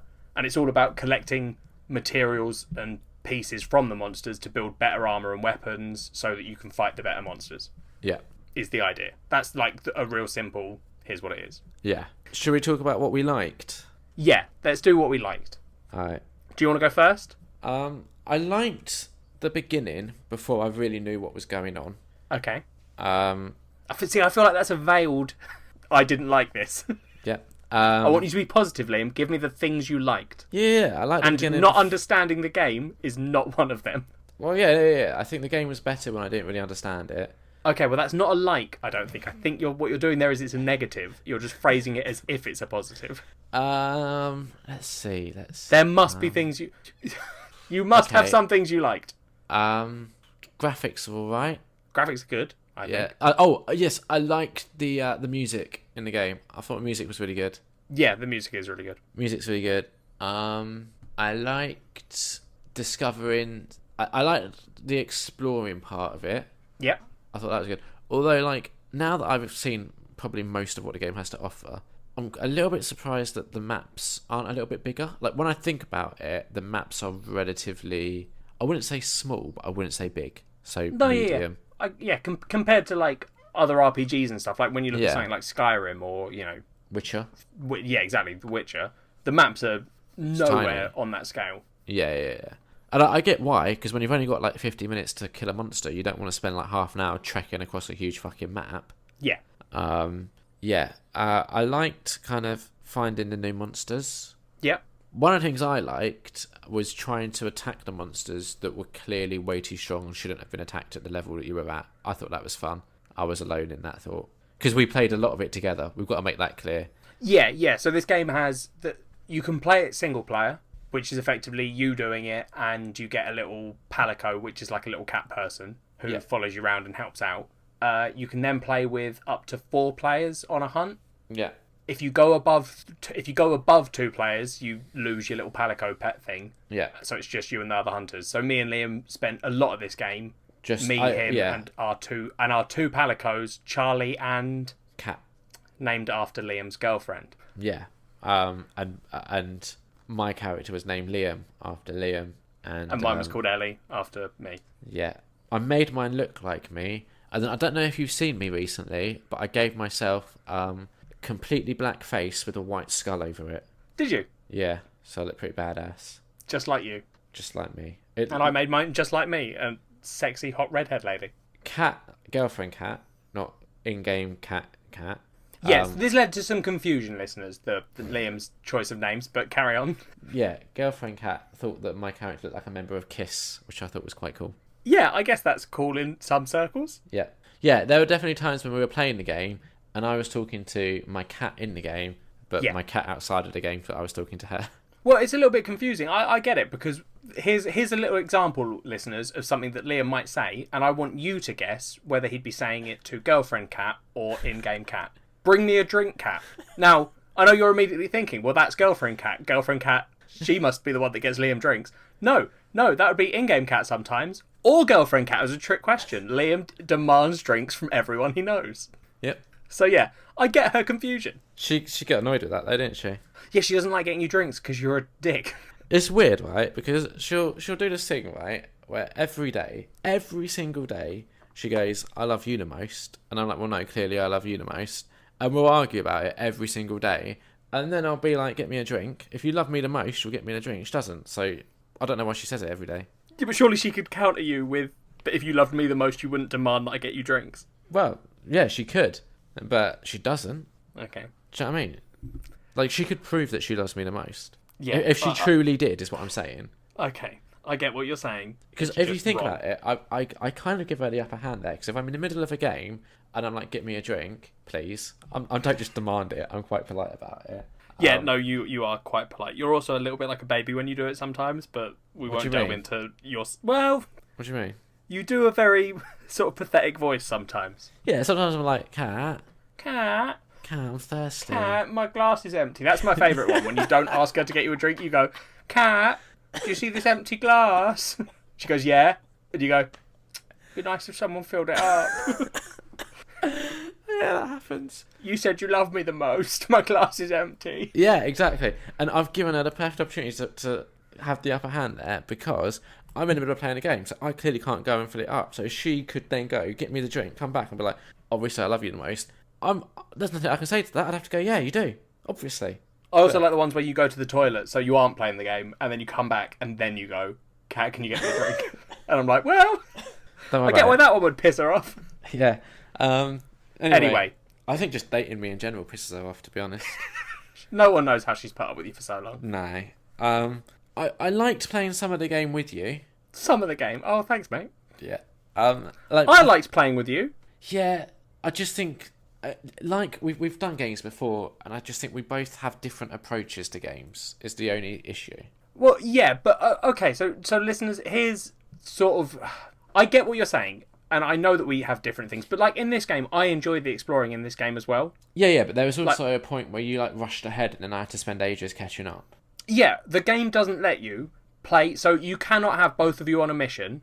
If you're doing a mission for the first time, one of you has to have completed the mission so that you can join it as a guest to the party. Not necessarily completed. You just have to have seen the opening cutscene for it. No, you had to have completed the mission to be able to join the other people's quests. Right. Which is why we did it. Which is why I rushed ahead, because it meant that I could join you so we could play together. Because we tried doing it the other way and it doesn't work. Yeah. The cutscene thing is a different problem, which is I wasn't allowed to join your quests unless you had seen a cutscene in the quest. Yeah. I really enjoyed, right, like the first couple of times we played it and we were exploring the ancient forest. Neither of us really knew what we were doing. Yeah. We had this big T-Rex thing chasing us that breathes fire. That was quite fun. I think after maybe, say, I don't know, 10 hours in the game, we both kind of got a bit of an idea of what was going on.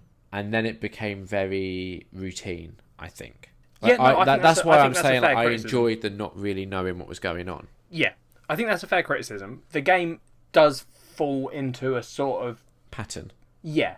Yeah. You start to know what you're doing, and it becomes, instead of the I'm exploring this whole strange new world, figuring stuff out, the game sort of switches what you're focusing on as a player. Yeah, and it does that thing... And I don't think you liked what the other part of the game was. No, and it does that thing as well that is a bit of a pet peeve of mine in games, where it kind of rehashes content. So you go through and you fight the vast majority of the monsters, and then it's like, oh right, well what that was just low rank stuff, and now you got to fight all those monsters again, but we're going to call it a high rank. I mean, that's not fair. It's 3 of the monsters again. No, the vast majority. No, not at all. You get all of them as optional quests. Well, yeah, you only have to fight the Pookie Pookie and the Anjanath, and but for a completionist like me, yeah, that's not fair. This is when we have issues with. This is when I specifically take issue with the way you review games sometimes. Well, no, not even you that. Cannot, right? No, you cannot penalise a game because you wanted to play it a certain way. I can, right? Because you say you don't have to. You say you don't have to, but you have to fight the high rank monsters to basically... It's not like a traditional RPG where you level up. The way that you kind of increase your character's strengths and abilities is through creating armour for your character, right? And to build that armour, you have to kill these higher rank monsters that you've already killed lower rank versions of. Even though it's not necessarily like an assigned quest that you have to do to advance the story, to be able to be strong enough to fight the stuff to advance the story, you do have to fight high rank monsters that you've already fought low rank. Yeah, but you don't have to fight them all again. When we got to high rank, I fought the Pookie Pookie and the Anjanath, the required quests to continue the story, and then I hunted Titsy Yakus to get that armour. Yep. And then I jumped to Odagoron. Yeah. And then I went to Neganante, which is the final bosses. But it is still rehashed content. It's... That's all I'm saying. That's the point I'm making. I do get what you're saying, and I agree to an extent. All I was saying was I don't think it's fair to say you have to redo everything, because you aren't. Yeah. Okay. Yeah. And it's not like HR. It's not like the high rank stuff is exactly the same. I know it's not a huge change, but they deal more damage. I think they supposedly get enraged more. They get into fights with other monsters more. I know that for sure. Yeah, more monsters seem to turn up in high rank, which is weird. Yeah. But also, I think... Well, yeah, we're still meant to be doing our likes, and I sort of started stepping into my dislikes. I've run out of my likes. Over to you. Okay, shall I do mine? Oh, wait, I liked the Poogie. I thought that was just weird. Is adorable. There's 0 point to it. I kind of liked it, though. I think that's okay, though. There is 0 point to it, but there doesn't have to be a point to everything in a game. Yeah, exactly. That's just something that's there as a weird extra they've got. I think Poogie used to be in the other games as well. Yeah. It's a bit like the Palicos. I don't know how... I can't talk for the oldest games, but I know Palicos were in the last one. Yeah. So I think it's just a thing they've had, and they're like, yeah, we'll keep doing that. And like fucking the collecting random small animals and putting them in your house. Yeah, that does nothing. It's so just... that's another thing, right? I did enjoy that. One of the things I did enjoy, I guess, is there was a lot of stuff that you could do in the game that you didn't necessarily have to. Yeah. And one of them is going around, and there's like little kind of animals that you can't fight that just kind of live in this environment that you can capture in a net, a bit like Pokemon. And display them in your house, which is super weird, but is a thing that you can do. It is kind of fun, and I wasn't particularly into that, and then started doing it when I unlocked the house and was like, oh, I can put things in here, I'll do it. Yeah. And then one of the bits that I liked specifically about that weird capturing thing was capturing things that, like, there'd be something that I'd been seeing the whole game and been using for one thing, and then I'd suddenly be like, oh, can I just fire my capture net at this and get it? Yeah. And I was like, oh, cool, like flash flies, and which are like these little bugs that when you hit them with your weapon, they explode into light and blind monsters. Yeah. So they're a very functional thing. But then I was like, I wonder if I can just catch one. And you can. And I was like, oh, that's kind of cool. Yeah. Yeah, so is that those are your likes? Yeah. Okay, so I agree with you on all of your likes. Okay, but you've probably got more. I think I have got more. Yeah. I really like as well as the like graphics being good. Because all the old games were on Nintendo consoles, I think. There may have been older ones on PlayStation, possibly. I'm not 100% sure. Okay. But this, in recent years, has been the first time that Monster Hunter has come out on other consoles. Yeah. Well, it didn't come out on Nintendo Switch, did it? No, that's true. I don't even know if it is scheduled for a release. No, I don't think it is. Yeah, I don't know if the console's powerful enough for it. No, that's true. But, so, the graphic jump from playing on a 3DS to playing it on your PlayStation 4 is huge, and I really liked seeing it on my PlayStation 4 and being like, this feels like where Monster Hunter should be. Yeah, makes sense. But as well as the graphics, I really like the monster design. Okay. I think a lot of them have either cool features to them that make them interesting. Like, there's just weird things about them that sort of... it feels very Japanese, some of the monsters. Yeah. Like the Pookie Pookie, which is this big lizard bird that has like a chameleon tongue and a weird pulsating arse that fires poison at you. Yeah. And it feels sort of like something out of an anime. Yeah. Which, of course, I fucking love. So, the monster design's really cool, I think. I think a lot of the locations are really well designed. Like, they feel... Even though they are small maps, some of them feel big, like, especially the Ancient Forest. Yeah.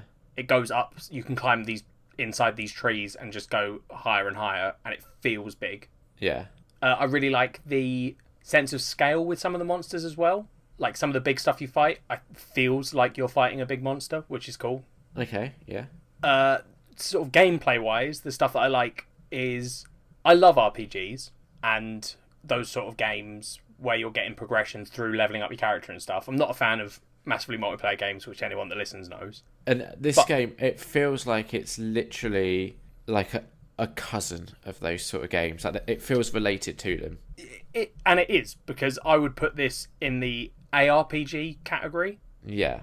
So it's like an action RPG, but Monster Hunter, because it doesn't have a leveling up system in the traditional sense where you're like earning experience points and getting stronger because of that, I think very early on I was trying to sort of figure out what it was that I was enjoying about it. Because this, as you pointed out to me, is not the kind of game that people would think I would like. No, because you don't like stuff like World of Warcraft, for example. Yeah. I really hate games that force you to grind, and Monster Hunter is nothing if not a very long grind. Yeah. But after me and Liam talked about it in a weirdly reasonable manner, I think it's because this game, when you're fighting something that beats you, it doesn't feel like you can blame the game for it. Sometimes you can, and as we got later on, there were some really shitty situations where stuff would happen and we'd both be like, well, that's bullshit. I don't know why that happened. That doesn't feel fair. Yes. But especially early on, there was stuff where you'd lose and you'd be like, oh, okay, that was my fault. I wasn't good enough at doing this. So this game relies on, as well as upgrading your armor and your weapons, it relies on you getting better with the weapons you're using. Yeah. One of my favourite moments of when we played together, and you might remember this. Yep. There's two moments, actually. The first, so we probably played, I mean, for me, I probably played about 60 hours, where it was either me playing by myself or me playing with Ellie. And after 60-hour mark, I started doing there's this like feature where you can fire an SOS flare, and other people playing the game can come and join you and help you. Yeah. So we started experimenting with that probably about 60 hours in. So by this point, we kind of knew what was up and what to do. And one of the first times we did this, we were fighting a monster. I think we were waiting for people to catch up with us. And you said, right, Liam, don't die because it will make us look really bad with these other people that are coming and they'll just think they've joined a bunch of like noobs. And I think just as you finished saying that, you died. Yeah. So that was my first favourite memory. Was that the one where I went silent as well? You went really quiet and I went really quiet because I was like, well, there's nothing I can say that's going to help this situation. The other one was we were playing and we did another SOS flare, and the failure conditions for most of these sorts of things is you either die 3 times, and that's not like a single person but collectively as a group, or you run out of time and there's like a 50-minute timer on most of them. Yeah. There was one where we were playing with a group of other people and you died 3 times. Just you. 3 times. Failed the quest for everyone. Yeah. That was another favourite memory of mine. And that's when I think you were like, that was a stupid thing in the game that caused me to die. Yeah. And I think, to be fair, if I remember rightly, I mean, probably, one of those deaths, if not 2, probably weren't just the game. Yeah. But this game does have a thing where you can get trapped in a situation where there is nothing you can do. Yep. And that sucks. That is something that I totally agree with you on. Like, that's a real issue. Like, there are certain monsters that will do an attack, and then because of the way the terrain is, like the attack is meant to hit you and then go through you so that you have a chance to recover. But because there's like a bit of terrain in the way, the monster will do its attack, get caught on that terrain, just stay over the top of you, and then hit you again. Yeah, so your character just stands up and immediately dies. And that sucks when that happens, because you're like, this isn't my fault. This is just the game's fault. Yeah. And that's the counter to the stuff that I liked, where it was like, oh, I died because it's my fault and I sucked at that point, which is what happened with the immediately dying when strangers turned up. Yeah. And like, I don't know. That does suck. I think the SOS stuff is interesting. Yeah. And it can be fun. I've definitely had fights where 3 other people have turned up and we've not necessarily like gelled as a team, but I'm like, oh, everyone's working together and knows what they're doing. Yeah. And then there are other times where it happens, and you've had this happen, where someone shows up and then costs you the game. Yeah. Which sucks. Like, when it's our thing and we've brought players in and then I die, I'm a little bit like, okay, well, I called you into this, so you're probably annoyed, but also it was my quest that I failed. Yeah. That sucks. Sorry. But if someone joins your quest and gets killed and costs you it, you're sort of like, well, why the fuck would you accept it? Yeah, exactly. So yeah, it's sort of, I don't know, because it felt like maybe, I think we both were like, oh, you definitely had said, well, we've got to try it because we've got to see. I wanted to do like a fair review, and I think it's a part. And you were of the, right. Yeah, it can be a big part of the game if you want it to be. Exactly. You can choose to play this game and just be like, because every quest, every story quest you do, as soon as you're past the cutscene point, you can fire an SOS flare and get people to come and fight with you. Yeah. So you can literally play this entire game without it being single player. Yeah. Because all those cutscenes, the bits that stop you doing it, are literally just the first time you meet the monster. So you could see the monster, run away, call in people, go and fight it. Yeah, exactly. But yeah, so we tried it, and I like it sometimes, and I dislike it other times. It's like anything, when you get other people involved, there's always a risk. Yeah, exactly. Yeah. Yeah, I don't know. I still really like this game. I think it's really good. I think it's really fun. And honestly, I've had like some days the last few weeks where I've come home from work and I'm like, well, that was a stressful day and I just want to chill out and not do anything. And usually I'd go on my PC and I'd fuck around or I'd play a different game. But I have gone to Monster Hunter. Even if we weren't doing this for Nerd on Nerd, I would have gone to Monster Hunter because it's short 50-minute bursts that I can turn off if I want after that. Yeah, so I think should we do our dislikes? Yeah. I just wanted to round off my likes with a positive note. Yeah, no, it just sounded like you were rounding off the whole thing. Oh, no, I'm not. No, I'm not. Right, dislikes. I was finding the game to be somewhat average, let's say. Like as we discussed, like a couple of the dislikes maybe slipped into the likes. And I was playing a lot of the game because I was trying to figure out my thoughts and feelings on it, and I was really conflicted for a really long time. And I think a part of it is because I did really like the game in the beginning. Bit of a double-edged sword, because one of my dislikes is the fact that there is an awful lot of information that this game doesn't give you. Yeah. And kind of just leaves it up to you to figure out. And some of that information is really important and really useful to know. And it's kind of annoying, I think, that it's not more upfront with what you should be doing in certain situations and what certain things... Like, there's parts of the game that I still don't know what that's, like, symbol in the menu item means. Yeah, I know what you mean. Yeah, and that to me is... Like, I put 75 hours into this game. Most games, if you put that amount of time into them, you pretty much know it inside out. Like, at least from a, like, menu system, what things mean. Yeah. Maybe not story necessarily, but like we discussed, the story to this is really slight, and that's another dislike. The main kind of bulk of the story, and there is some stuff tacked on at the end, but the main bulk of the story is this huge elder dragon thing called Zora Magdaros, is it called? Yep.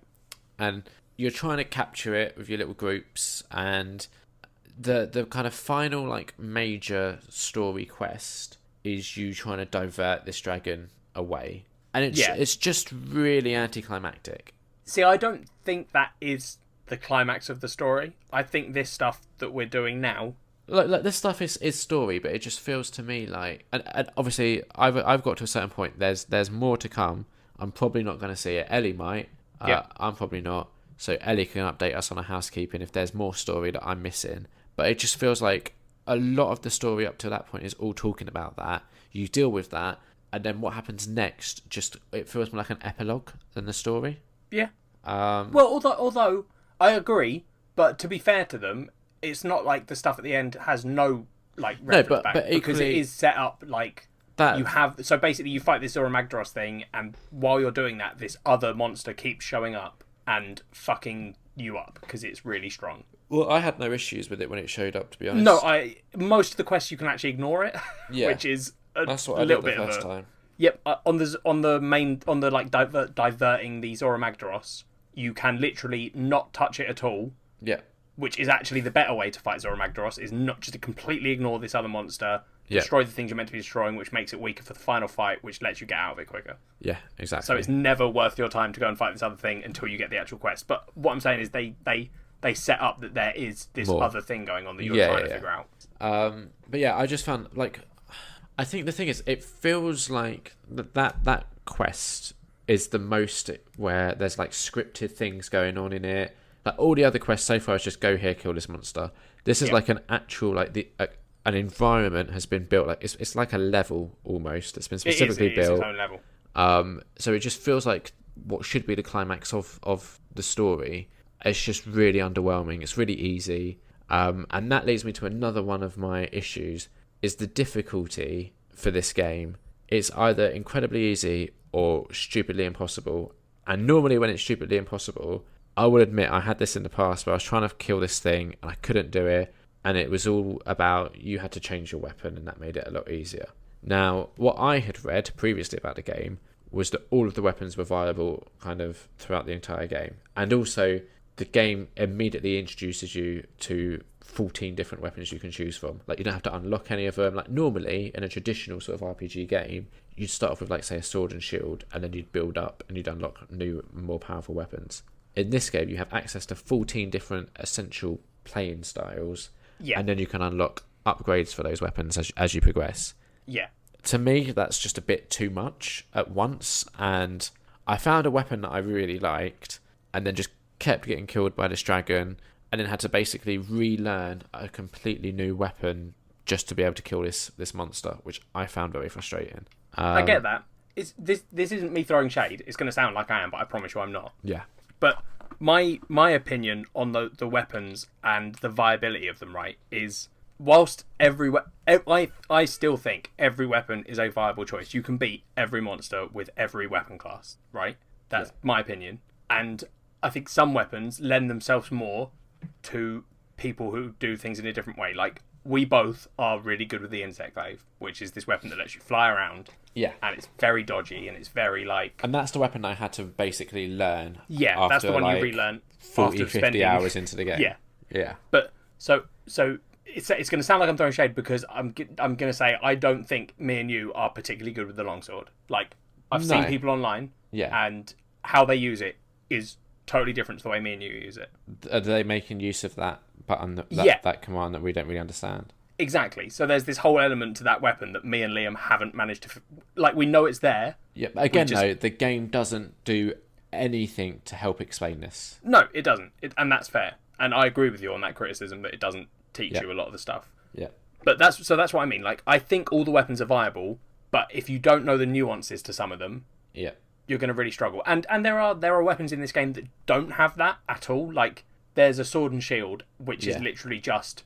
You hold one button to block, you can attack with different ones. Like, the finesse of that weapon is that, you know, knowing when to block and when to roll and when to do certain moves. Yeah. And it's not got any other elements to it, whereas some weapons are like the complete opposite. They're super complicated, like the file axe, which you have to build up power and then you can release that power in these crazy explosion attacks. But if you've built up too much power, your weapon bounces off the monster. So it's that weapon, the whole thing of it is like perfect timings. Like, that is the exact moment you should be switching to this other mode, which isn't the switch axe, which is similar, but, you know.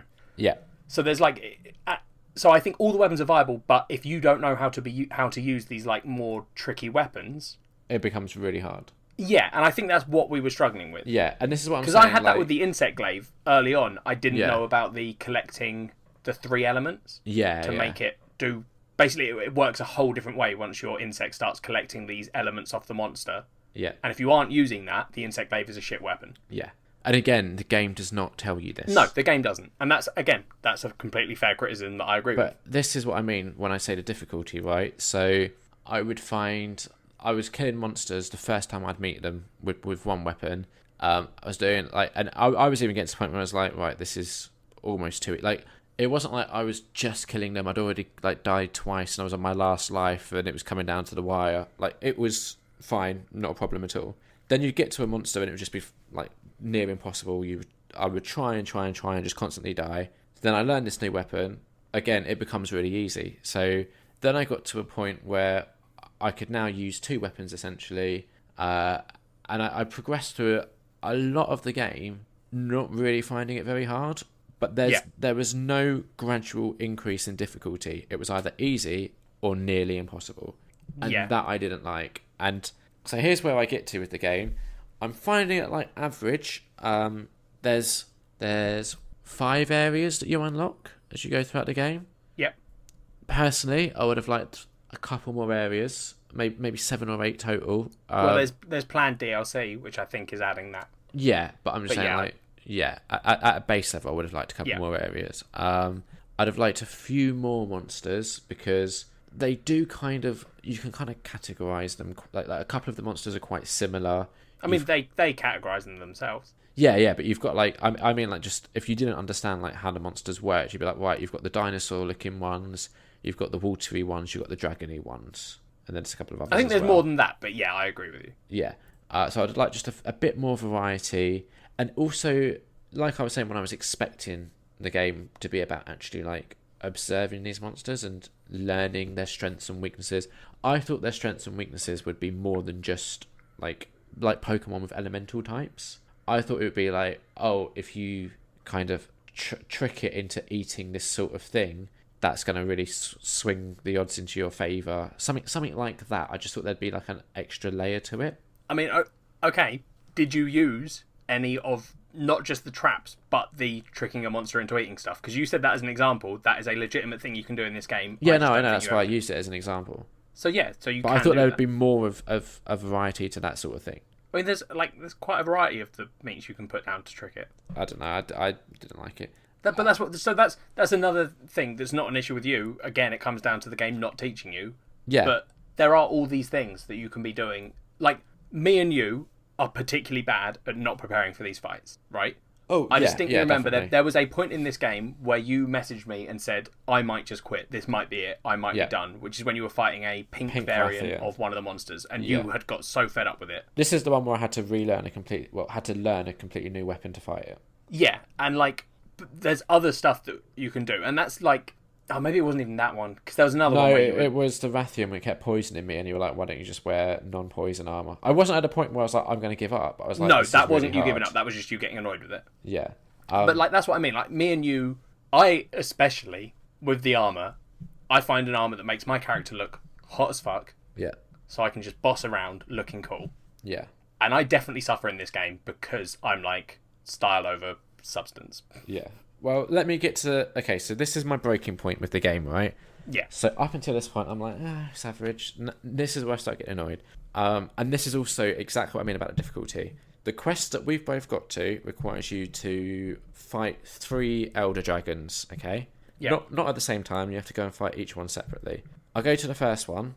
On my first attempt, I win. I die once, but it's a fairly straightforward fight. I understand. The thing with these monsters is they don't have a particularly varied moveset, so you can learn their moves quite quickly and figure out what to do to either get out of the way or use that to your advantage, right? Yeah. So the first Elder Dragon I fight, I solo it, boom, done, happy with that. Go on to the second one. It's impossible. I've tried it like several times. I think the only way for me to defeat it is to learn yet another new weapon, which at this point I just can't be bothered.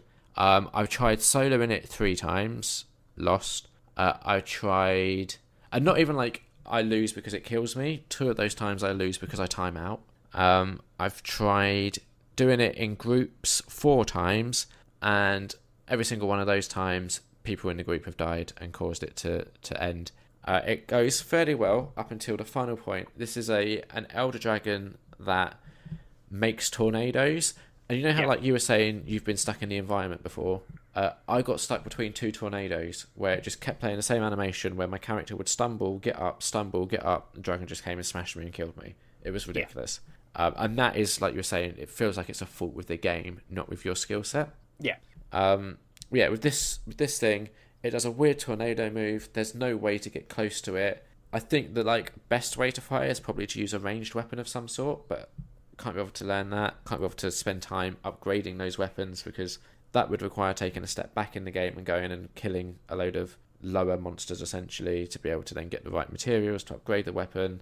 I'm just done with the game at this point. This creature, the fights go well up until it then goes up to like its nest essentially. It's a really tight enclosed space and it creates these huge tornadoes that just completely shut off like huge areas. So you get boxed in and it just kills you. It's ridiculous.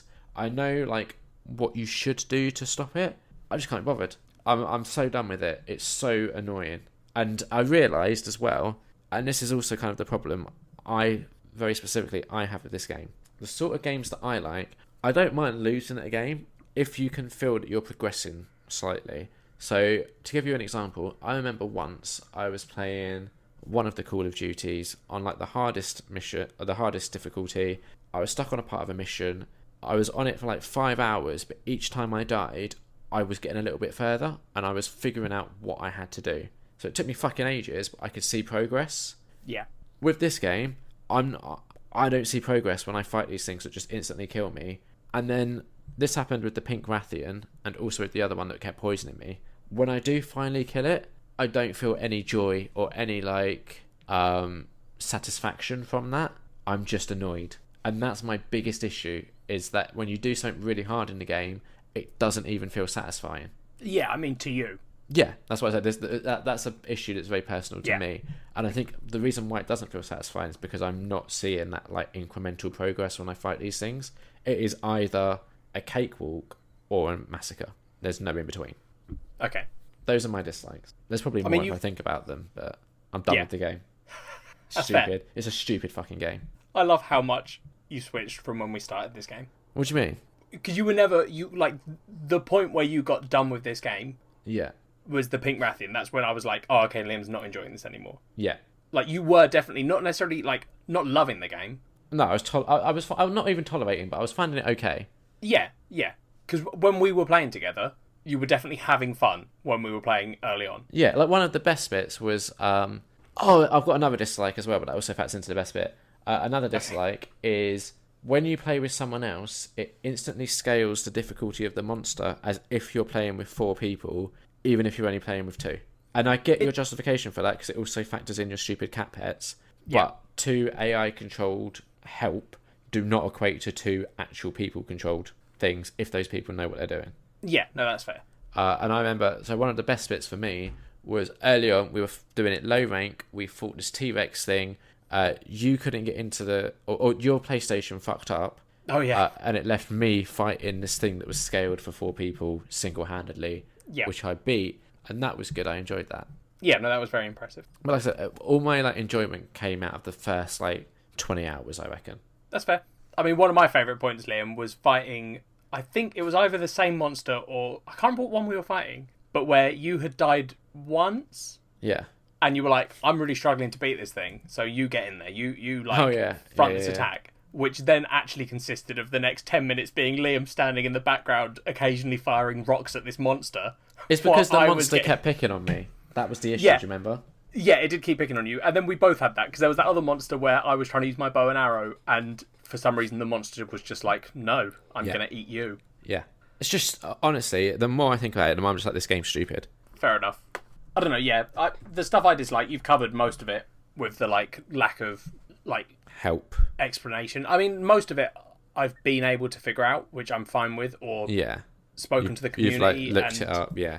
Which, I know some people would count that against it, like having to rely on a community to help you, but I personally like that. I think it's cool that there's this community that's around Monster Hunter who are helping each other and being like, this is how we've been figuring it out. Yeah. Because it feels like that's sort of in line with what the game is, or the idea of the game, in that you are a community of hunters that are hunting these monsters. Yeah. So for me, that's not necessarily a negative. The fact that the game doesn't give you, it needs to give you more than it is giving you. Yeah. And I think one of my negatives that you quite liked is all of the different weapons and learning them and all that sort of stuff. Yeah, I really enjoy having variety and the fact that I can just be like, you know what, today I'm feeling like learning the dual blades and going and doing that for... Yeah. I think the issue I have with that is it's just to learn a new weapon at this point of the game requires a lot of grinding to get that weapon up to a level where it's actually useful at this level. You say that, but in the past... not days, because it was over the weekend, but I leveled up the bagpipe to just under where I currently am with only 1 extra monster hunt, and I leveled up the dual blades to 1 level under what my current weapons are with 2 hunts, I think. Yeah. So I don't know, I don't think the game forces you to grind too much. It is annoying when it does, and you're like, I've got to go fight a low rank thing that I don't want to fight. There's that, and there's also an element of luck that's required, which is really annoying. I was trying to upgrade a certain charm which required a gem to drop, and that took 4 attempts at killing this monster, killing it 4 times, but it took that amount before this thing dropped, and that just completely comes down to luck. Sometimes you could do it, it would drop the first time you kill it, other times you know, who knows how many times you have to kill it before it drops. I guess this as well, that point specifically is kind of another weird thing in the out of Ellie and Liam who would like this game, and it's weird because that is such an MMO idea, the idea of rare drops and stuff. Yeah. So it is it's weird that me and you are so flipped. Yeah, definitely. Because I would totally, if someone described this to me and I hadn't played it, I would have been like, oh, Liam's gonna love this game, and I'm gonna really hate it. Yeah. So it is kind of fascinating to me. It's weird though. It's because, like I said, when we had that discussion where I was genuinely trying to figure out what specifically it was that I liked. Yeah. I think that's interesting. I think it's interesting to try and figure out what exactly is getting us to switch on it, because that's weird to me that it is switched. And I find it interesting trying to break down what the fuck we're thinking. Do you know what I mean? Yeah. I just think it's a fucking stupid game. Yeah, you think it's a fucking stupid game, and really you should love it, and I should hate it. To be honest, I probably wouldn't have been thinking that until it came to this stupid fucking thing that I just can't be bothered with. Yeah, so it's good that we got to that point. Yeah, definitely. You've only just sort of got to that point and you've had a quick go at those monsters, but you haven't properly fought them yet. I've not properly fought them. I've just gone into the fights, seen the cutscene, and had 10 minutes I gave myself sort of 10 minutes just so I could sort of get a feel for what Liam would be talking about. Yeah, and because Liam had managed to upgrade one of his weapons that I had spent Sunday being like, oh, that's where I need to get to fight these things. So I just hadn't even tried. I was like, that's what I'm aiming for, so I'll do that. Yeah, but I'm probably not going to play this game anymore, but you are. So yeah, we can revisit your thoughts on, because I don't think you'll struggle in the same way I will, because you'll just go, right, I need to use this different weapon and you'll be fine. Yeah, but then, I, like you said, there is an element of leveling up, because while I've got them up to the level where I am now, to get them to the level to fight the Elder Dragons is way more of a It's going to be annoying, yeah. Because you've got to beat Nergigante however many times. Yeah, exactly. But yeah, so I'm curious what your housekeeping will be. Yeah, yeah. But yeah, we've got to a very similar area to have this discussion. Yeah, which is, I think, the right way to... The fact that I'm 2 hours behind you in playtime. Yeah. Which I think is a good place for us to be. And I think 75 hours and 73 hours is enough for us to have a pretty valid opinion on this game. Yeah, 100%. And I totally respect your opinion on it, because you've put in... if you'd only put in 10 hours and been like, nah, fuck it, I'm done. Yeah.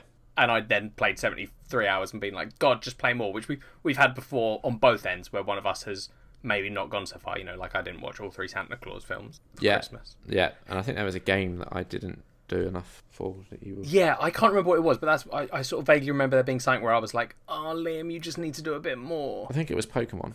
Oh, maybe, yeah. We did Pokemon Sun and Moon. Yeah, possibly. But yeah, so I think this is probably one of the first times with a game that we've both got to a point where I'm satisfied with how well we've done. Yeah. Like, as in playing enough that we can have a valid opinion, and I can't just turn around and be like, well, you haven't played enough, Liam. Yeah. Because I hate when I use that argument, because it's a shit argument. Yeah. What would you give Monster Hunter World out of 5? I'd give it a 4 out of 5. That's pretty high. Yeah, I really like it. Yeah, for me, it was going to be a 3 out of 5, but the stupidity of it and just how annoyed it's made me has dropped it down to a 2.5 out of 5. That's sort of what I was expecting. Yeah, and I it's the sort of thing as well, like I said, I think even if I was to play it again, and even if I was to kill this thing that I'm on, I would get no joy or satisfaction out of killing that. I'd just be like, thank fuck, that's over. And also, this is the other problem with this game, right? Because the progression isn't exactly linear, you could kill something, but if you need like a set of materials for an item, you don't have to go and kill it again. So it's not like necessarily, right, I've killed it once and I'm done. Yeah, but that's what it's meant to be. Yeah, no, yeah, I get that, but I'm just saying, like, so that might be why I'm also not getting much satisfaction out of when I do kill these things. So yeah, like, because cool. you've got to go do it again anyway. Yeah. Yeah, that's fair. So, I mean, yeah. the thing to bear in mind, listeners, is, we're both individuals with very individual opinions on this. So, even me listening to Liam's review, I was thinking like, oh, well, 75 hours, that's a long time for us to have played, right? Yeah. And you not necessarily enjoyed, but it was the last maybe, 10 hours, 20 hours? Yeah. Well, so like I said, like the first really 20 hours I enjoyed, then probably the next 20 hours I was like, I don't really know why I'm enjoying this, and it's like plummeting and it's just average. And then like the last like 10 hours I was just like, this is fucking stupid. But so, like even with that, I would say to people, maybe give it a chance. Maybe not when it's full price, but yeah, if you tend to agree with Liam, if it drops in price, you're still going to get a fair chunk of time that you'll probably enjoy. Yeah, your mileage may vary with this game. Yeah, exactly. Yeah, it does feel like it's very much. But some people are just loving it. Yeah, you have to be prepared for quite a grindy, repetitive game. But even then, to me, it didn't feel grindy and repetitive, even though it is. No, like, so here's the thing, right? This is the sort of game that you can play and listen to podcasts or music or stuff in the background. Like, yeah, which I did single player. Yeah, same. Yeah. So it's not like, I'd say probably the majority of games where you actually have to really focus, and like there might be a story that you have to like listen to or engage with or whatever. You can sort of switch off and like autopilot it. Yeah. We had some correspondence about the game. Oh yeah, we had an email from. Any guesses? Kat. Yeah. Who didn't play it? The headline is An Outsider's View on Monster Hunter. Right.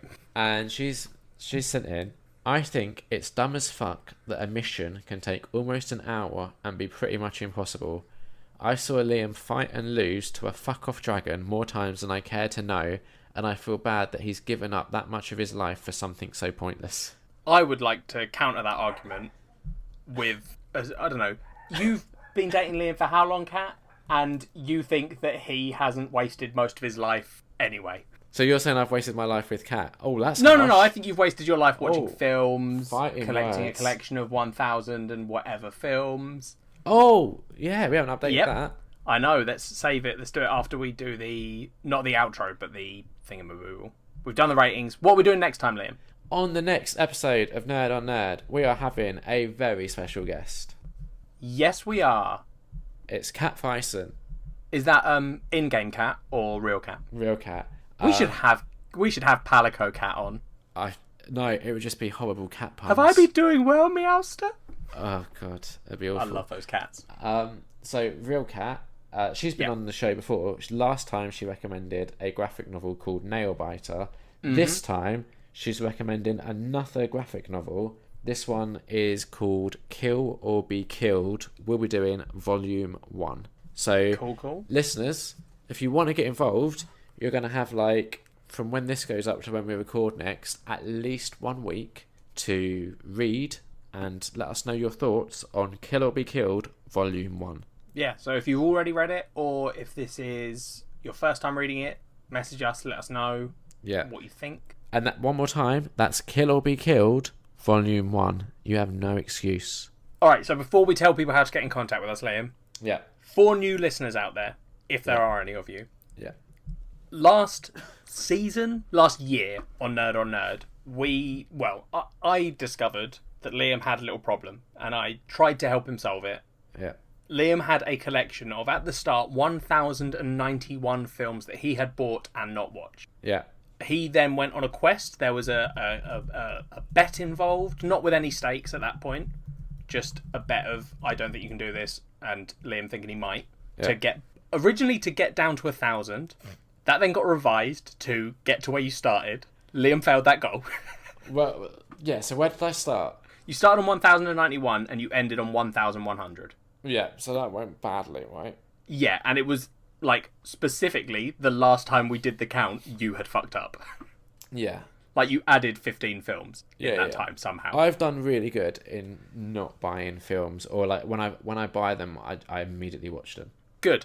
Before you tell us the current number, Liam. Yeah. This time we have a bet. Yeah, we do. If you get below the original number, so 1,091. Yeah. And you stay there till the end of the year. Yeah. I can't remember what I have to do, but it's not anything particularly bad for me. Is it watching Mumblecore or something? I think it might have been to watch Mumblecore. I will go and double check the stakes so I keep track of them properly. I know that if you lose, I get to basically go through the stack and pick which. It was. I think originally it was going to be 1 film, but then I think we retconned to 5. 5, yeah. You pick like the first 5 films that I have to watch next year. Yeah, you have to watch them. Yeah. So I'm excited because current trends. Liam's going to fail this. And there's some real like shit films in that. And I will pick those shit films. There's some that are like 4 hours long. I think there's like a 4-hour silent German film in there. I honestly, mate. I so hope you fuck this up. Last time I was on your side, this time I'm fully against you. Yeah, I know. But I'm hoping that having stakes will help me get better. Yeah, exactly. For me, this is 2 positive outcomes. Yeah. Either my friend gets better, and we help cure his addiction to buying films. Yeah. Or he loses, and it's hilarious. Yeah. So go on. Okay, so we left it on 1,100. A nice round number there. I have to say as well, right? So just to give you an indication of how much I've improved. Yeah. There's this film like company that do pretty trashy films. Not quite as bad as Asylum, but they're up there. They're called Full Moon Features. Okay. And they do films like. Have you ever heard of The Puppet Master? I don't think so. Oh, there's like a whole The Evil Bong. Have you heard of that? No. They do just terrible films like that, right? They sound amazing. I mean, you would find it amazing, but yeah, they're ridiculous. Yeah. So, for an indication of how far I've come, they last year released this box set of a bunch of Blu-rays, and I'll admit I was tempted, but I was also like, shit, that's going to be like 20 films added to the pile. Yeah. For Valentine's Day, they did a special offer where it was that box set and all of the Puppet Master films, which is something like, at this point, I think 12 films. Jesus. Real good, like you save something like $600 or something. Like it was crazy how much money. I think they're at this stage where they created this like limited edition box set and then realized that they practically can't give it away. Yeah. And I was real tempted, and I haven't bought it. And that to me is so much progress, because if I did buy it, my list is suddenly 35 films longer. Yeah, which would be great for you, but not so good for me. For you. So what I'm at now, 1,097. Oh, okay, you're getting there. It's not great. It's 3 films. It sounded really good when you said it, and then I actually looked at the numbers, and I was like, Okay, so it's not great, but so just to let you know, right, before we even let this go to our heads, right? Yeah. Last year, the first change you had in these films was -6. Yeah. So you're already falling behind your last year's progress. Yeah, I know, but last year it went up, don't forget, a lot. It did go up. I kept doing those stupid HMV 5 for 30s, and I avoid those like the plague now. Good. They were your biggest issue. Yeah, I try to just buy 4K films, and normally that means that they're films that I've already seen at the cinema, so I don't count them. Or they're films that I watch quite quickly. Fair enough. But yeah, okay. So you're down 3. It's a good start. Let's say. It's a start. Let's see if you can withstand all these great offers that I'm going to find for you. Yeah, I mean, honestly, this full moon one, I was so tempted by, and I was just like, can't justify it. Do we count things that people buy for you? Could I just buy you that box set? I mean, so a part of me is like wants to say that would count because that would mean that I would like just get films bought for me, which I'm happy with. So here's the thing: I think it would count. I'm not allowed to do it, obviously, because I've got a stake in it. I mean, if you want to spend like $350 on buying me a ridiculous box set, I'm okay with that, quite frankly. No, I'm good. I think the issue... Okay, here's the issue. It is possible to get like these real shitty like DVD box sets of like 50 films for like a tenner. Yeah. If someone buys me that don't count. It has... I don't want it. Yeah, that's... I'd sell it. I will accept... If someone is deliberately doing it... Yeah. Basically, if they end up in your pile... Yeah, if it's something that I actually want, and I'm like, yeah, I'm going to keep that and not just immediately sell it on. Exactly. Then it has to be counted. But yes. If someone is doing it as a prank to be like, you're going to fail now, yeah, i.e. me, it will not count towards your total. I think that's fair. Yeah, cool. So, how do people get in touch with us, Liam? All our dedicated fans who just need to tell us their opinions about what we've said about Monster Hunter, about any of the things we've watched, Queer Eye. If anyone wants to talk to me about Queer Eye, they can. Please talk to me about Queer Eye. I just want people to talk to me about Queer Eye. If Jonathan's listening, how can he send me a message? He could tweet you. He could tweet you directly if he wanted to. I mean, he should. Jonathan, tweet me directly. I love you. Yeah. They could tweet us. Sorry, I got distracted. At Nerd on Nerd on Twitter. Yep. Yeah. They could message us on Facebook. Facebook.com/nerdonnerdpod. Pod. Yeah, that's correct. They could email us, nerdonnerdpod@gmail.com. Yep, that's another good way to get in contact. If they didn't want to get in contact, but they were like, let's help this very... If you're a new listener and you've just enjoyed the last, 2 hours? Well, it'd probably end up around 1:50, I reckon, but we'll see. If you're a new listener and you've enjoyed that, maybe why don't you us on let iTunes. us know? Yeah. Are we ever going to figure out how we put this show on like things that aren't iTunes, like Google Play, Stitcher, that sort of thing? We probably should. We probably should, right? Yeah. That's an action item for us to look into. Oh God, don't start giving me... Oh, you're a fucking project manager now. Yeah. Oh, I hate you. Yeah, action item. But yeah, go rate us on iTunes. Oh, fuck. So they've updated iTunes, right? So now it's like... Oh, it's just not convenient. Do we not even show up? It's not convenient to find our reviews, so I can't see if we've had any new ones added. Guess what? We won't check this. We haven't. No, yeah, I just checked. We haven't. Okay, we haven't. But yeah, we'll read out your reviews. If you review us, we'll read it out and let people know what you thought. I think we should even read out the 1-star reviews. But if you're going to do it, please give us 5 stars. Yeah, I would read out a 1-star review if we had it. I think it'd be funny. I mean, it's funny. I get it. It's hilarious. You give us a 1-star review. Ha ha! You're so funny. But it will actually affect our rankings, and we desperately need rankings because we do not exist to the world. No, we both need money for various operations. Yeah, that's a fair point. So, anything that would help with that, really. Yeah. But yeah, no, so do that, please. Thank you. You've been listening to Nerd on Nerd.